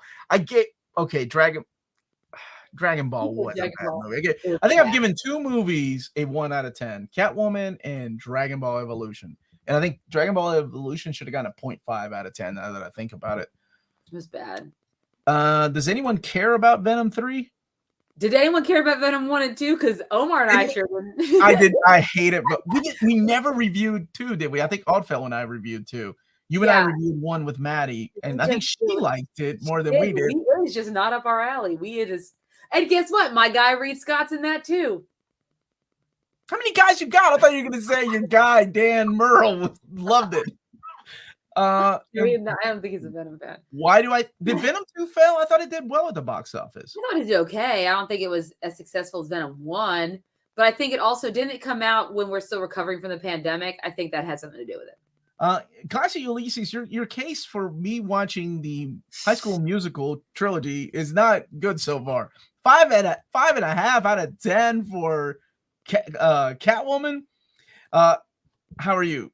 Yes, I see your smile when I'm smiling back at you. Unless you're a bot, please don't bot.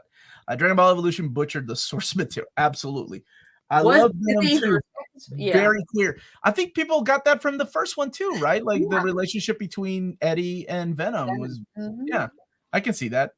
MD Venom 2 wasn't queer. Oh, I think a lot of people. He's not alone because I think a lot of people made that. Yeah, there's probably fan fictions about it. We actually reviewed it last week, the entire season, and we all loved it. I think I gave it a 10 out of 10. I really liked that show. It was so good.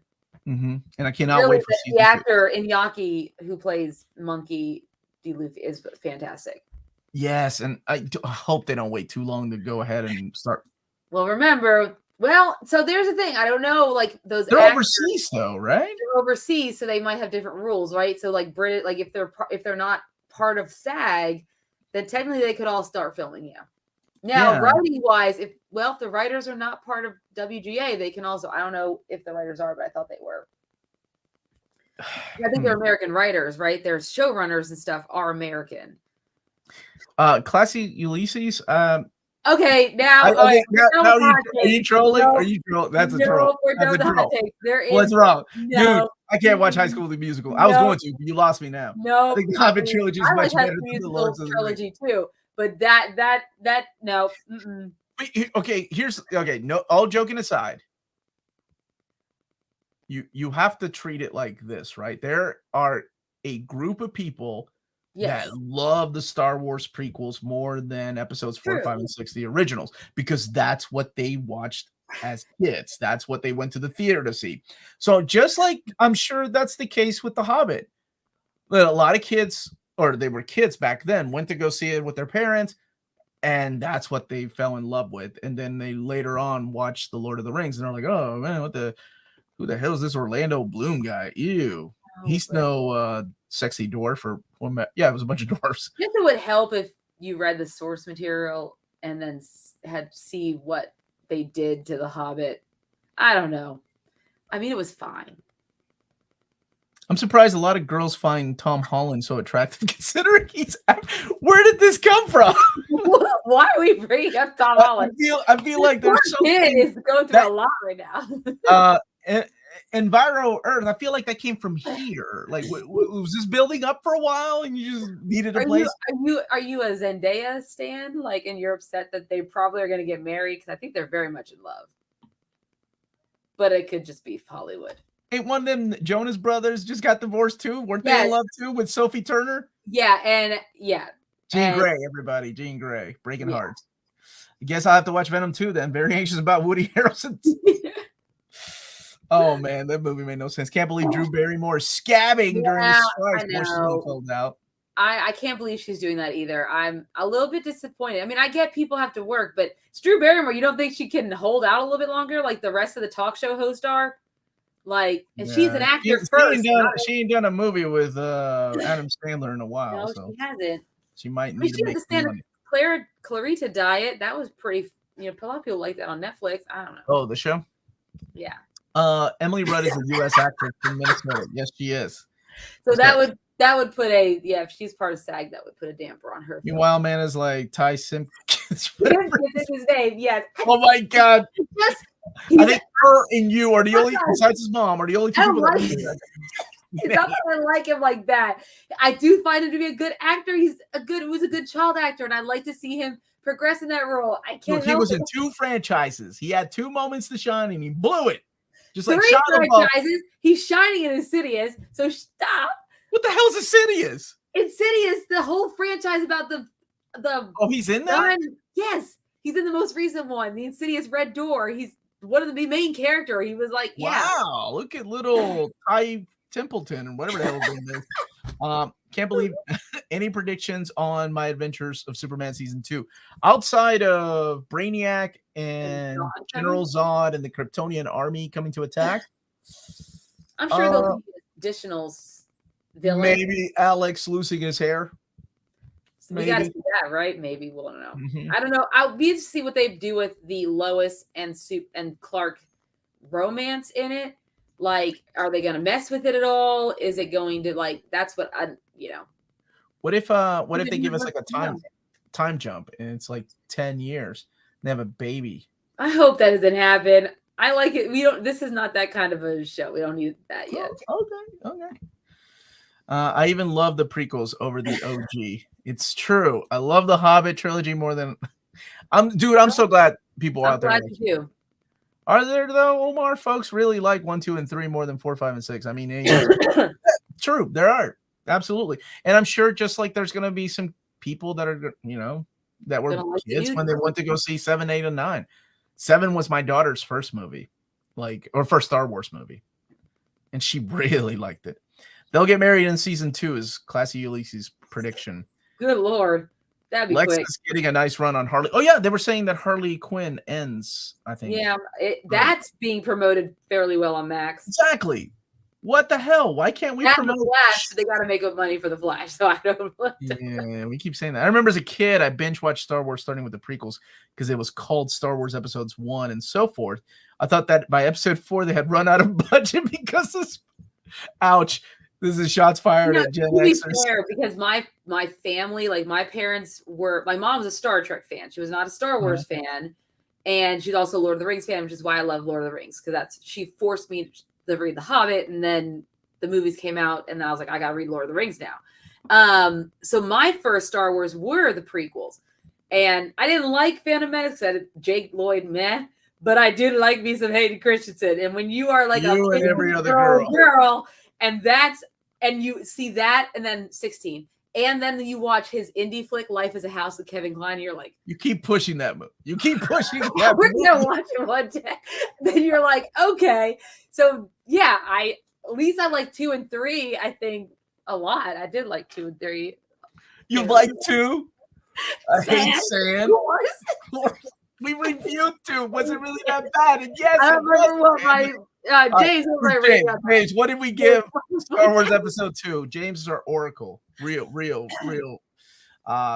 Let's see here. Where's my beach episode?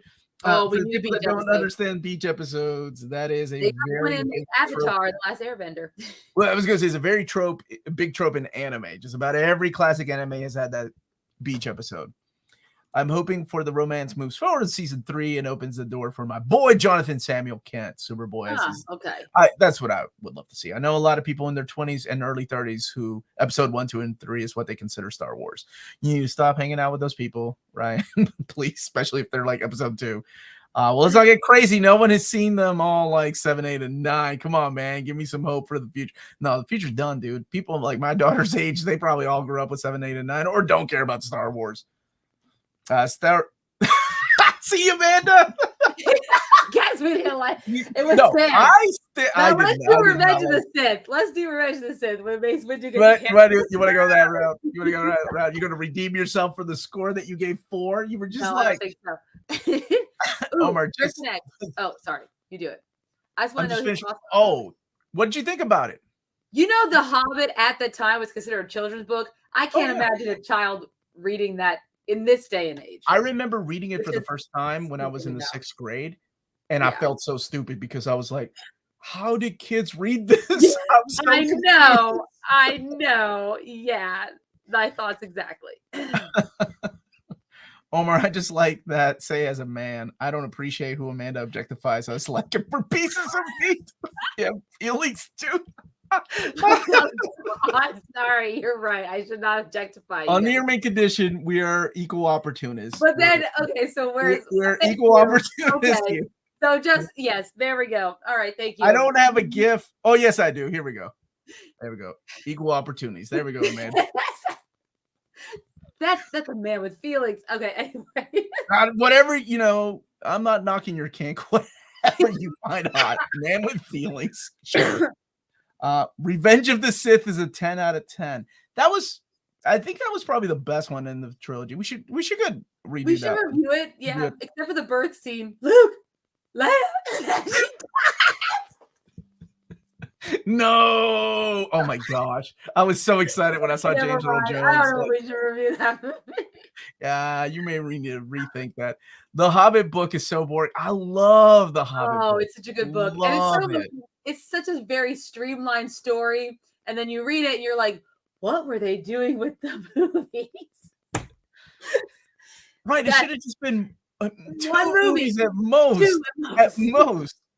That's advanced reading for a 6th grader. Oh, thank you. I felt stupid because I found out it was a kid's book. Yeah, because it was in that time period. It was a kid's book, and that's something saying something about our education system. Dude, I'm serious. Well, look at comics, Silver Age comics. The way that Stan Lee and all those guys were writing comics, it's so different than now. Those were considered comics for kids, and it's crazy. Yeah, we talked about that. We would on Over and Newbury. We talked about like the narration in a comic. And we don't see that anymore, like these like books within a book. Yeah, sadly. Revenge of the Dude, I will say the Duel of the Fates is one of the best ones, but the fight between Anakin and Obi-Wan, what is it called? It has a name, the John Williams score. Battle of the Duel. No, Fate of Duel of Fate? Duel of Fates? Duel of Fates is from episode 1. That's Darth Maul's theme. It's the fight between Anakin and Obi-Wan. That theme is so good. Like, I mean, it's Star Wars, right? It's John Williams, so it's great. It's over Anakin. I have the high ground. Don't underestimate my powers. Little kids read big books by candlelight. That's what it was like back then. I even own Revenge of the Sith DVD with commentaries. God bless you. Battle of Heroes. I think it might be that. Yeah, it might be that. Oh, yeah. Speaking of The Hobbit, apparently there was a video game for that story. Yes, I own. It was on there was a Lord of the Rings video game for the Super Nintendo. That's the one that I owned. I never played The Hobbit on the PS1. When I was in college, The Hobbit was mandatory for class reading. Wow. Right? Awesome, but also, Did you all like the fight between Vader and Obi-Wan? Yeah, I thought it was great. That was the highlight of that show for me. That was. I didn't care about the new character. The first fight scene, the second fight scene. The second fight scene was better. The first one's like, I can't go around the fire. What?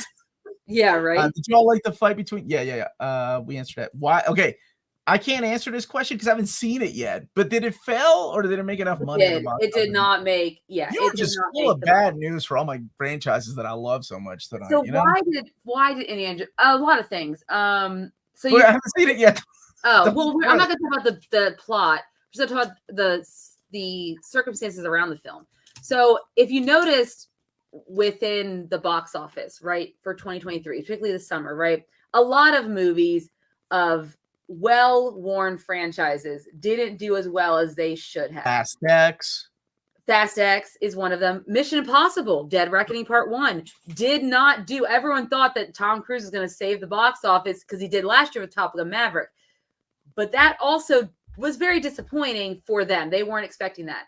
And I think with this one, you have an aging actor and you you know that maybe it's his time has come, and I think that people are just, the general audiences aren't gravitating towards that anymore. They want new stuff, which is why it's more original and more, I mean, even though Spider-Man Across the Spider-Verse is not original, but it's different, and it's also geared towards children, or sometimes can be geared, even though, and adults who like animated stuff.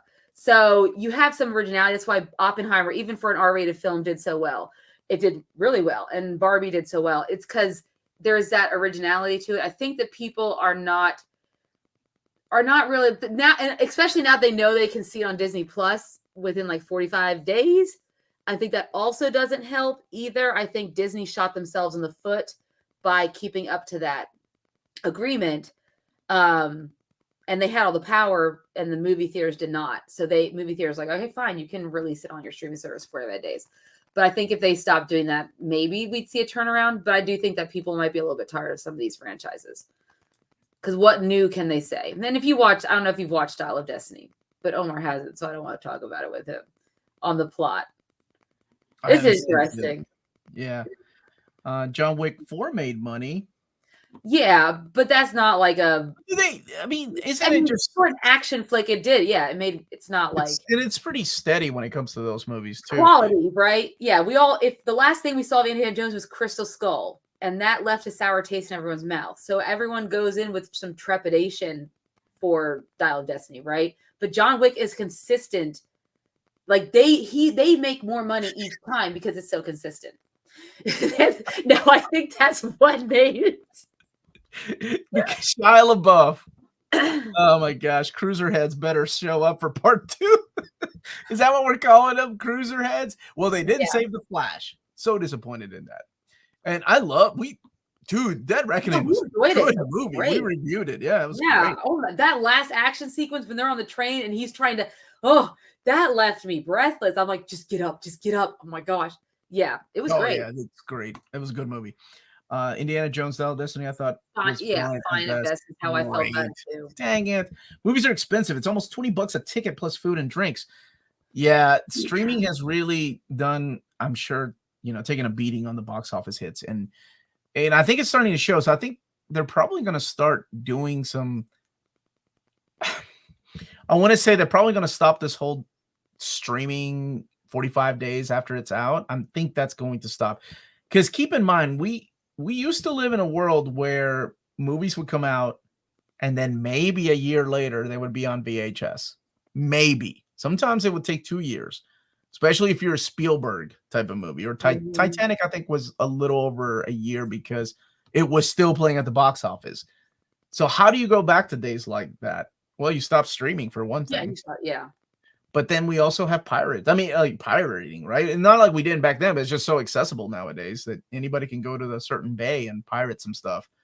But still, the general audience wouldn't do that. I mean, a general public. Oh, but I mean, it definitely takes a chunk of. It does. Yeah. From the box office. But I think streaming has done a number on it. If they were to start pushing back their streaming, like make it more of an average release, like prior to the pandemic, you might see more people going to. So you may remember those times, Amanda. Yeah, when it was like a year before it hit VHS, and then 2 years before it went to like it was a long television, right? Yeah. I mean, it's a long time to wait for things, and that's why box office movies would stay at the box office for such a long time. I mean, I think how long was Titanic at the box office? I mean, I feel like it was at the box office for Titanic was at the box office for at least half a year. Yeah. I remember because I took two different. I went on a date twice with to Titanic with two different ladies, and I knew I had broken up with one of them by the end of 1990. When was it? 97, right? 97 when it came out. Yeah, and then 98. I think by March of 98, I took somebody else. So I know I was there for 6 months at least. It was huge. The Batman movies will be back in theaters for Batman Day. That's cool. But I think there definitely needs to be a lot of changes, and a lot of it comes from streaming just way too quick. Like, you're telling me 45 days, people can wait. Like my dude was saying, $20 to go see a movie, and you got a family of 4. I mean, that's $80. Even at our little theater that we go to, which is cheaper because it's not a wrinkle or anything, it still costs at least $40-$50 to go see it. Mm-hmm. Batman 89 was in the movies for almost a year. Spider-Man No Way Home had a second release with added footage, I think is what they did. Yes, they did. They added I didn't go see it with the extended footage. I went and saw it a couple of times, but not with the extended footage. That's at that point. I think I saw it only once. All right, we will be back maybe tomorrow, depending on our schedules and when Aquaman 2 is released, the trailer. Yeah, so we can talk about the trailer and break it down, and then break down the trailer, not break it down. And then be back next Wednesday. What do you want to talk about? We've plenty of topics we could talk about. Oh, yeah, plenty of topics. We've jumped around a lot of things we could discuss. We talked about ranking animated superhero films that have come out in theaters, because obviously if we did DC films that are just released, it would be insane. It would be like a 3-hour show. Yeah, we have a couple of ideas that we're going to throw around, but we'll post it on social media and let you guys know what we're going to do. No, because nothing's coming out that we're going to review. Unless I do have an Ask Me Anything. That's part of the Patreon. There we go. That's at 8 p.m. Eastern Standard Time. That's where I drink and cut loose, if you will. But yeah, maybe we'll let you all vote for the Discord thing. But now that TV show has been announced, so I'm like, oh, okay. High School Musical trilogy, Omar. No, you are without mercy. Now plead for it. I thought you were made of sterner stuff. Do you know where that line is from, Amanda? No, it's familiar, but I can't think off the top of my head. You watched it in the theater with me. No, I don't remember. High School Musical, the 2. You didn't even say theaters, and it wasn't even in theaters. No, it's Transformers, the movie. Oh, that's right. That's Optimus Prime. All right, and on that note, everybody, thank you for watching. I'll take them out. All right, thank you guys so much for watching. Don't forget to hit that like and subscribe button, and remember to follow us on all of our social media channels at nearmintcon. Remember, check us out on Spreadshop for some great near mint condition merchandise, and also check us out on Patreon for $1 a month or more. You can support us here, what we do on the channel, and get some really cool perks, like maybe watch Fast X. I don't know. We'll talk about it. It's a thing. Or High School Musical. Or High School Musical, the musical, the series. Anyways, so last but not least, it's classy and cool. It must be near mint. Good journey to all our one. We will see you all maybe tomorrow, but definitely next week, or for Omar other days. So. I'll be back tomorrow. Yeah. Bye, everybody. Bye, everyone. Who's going to end the stream?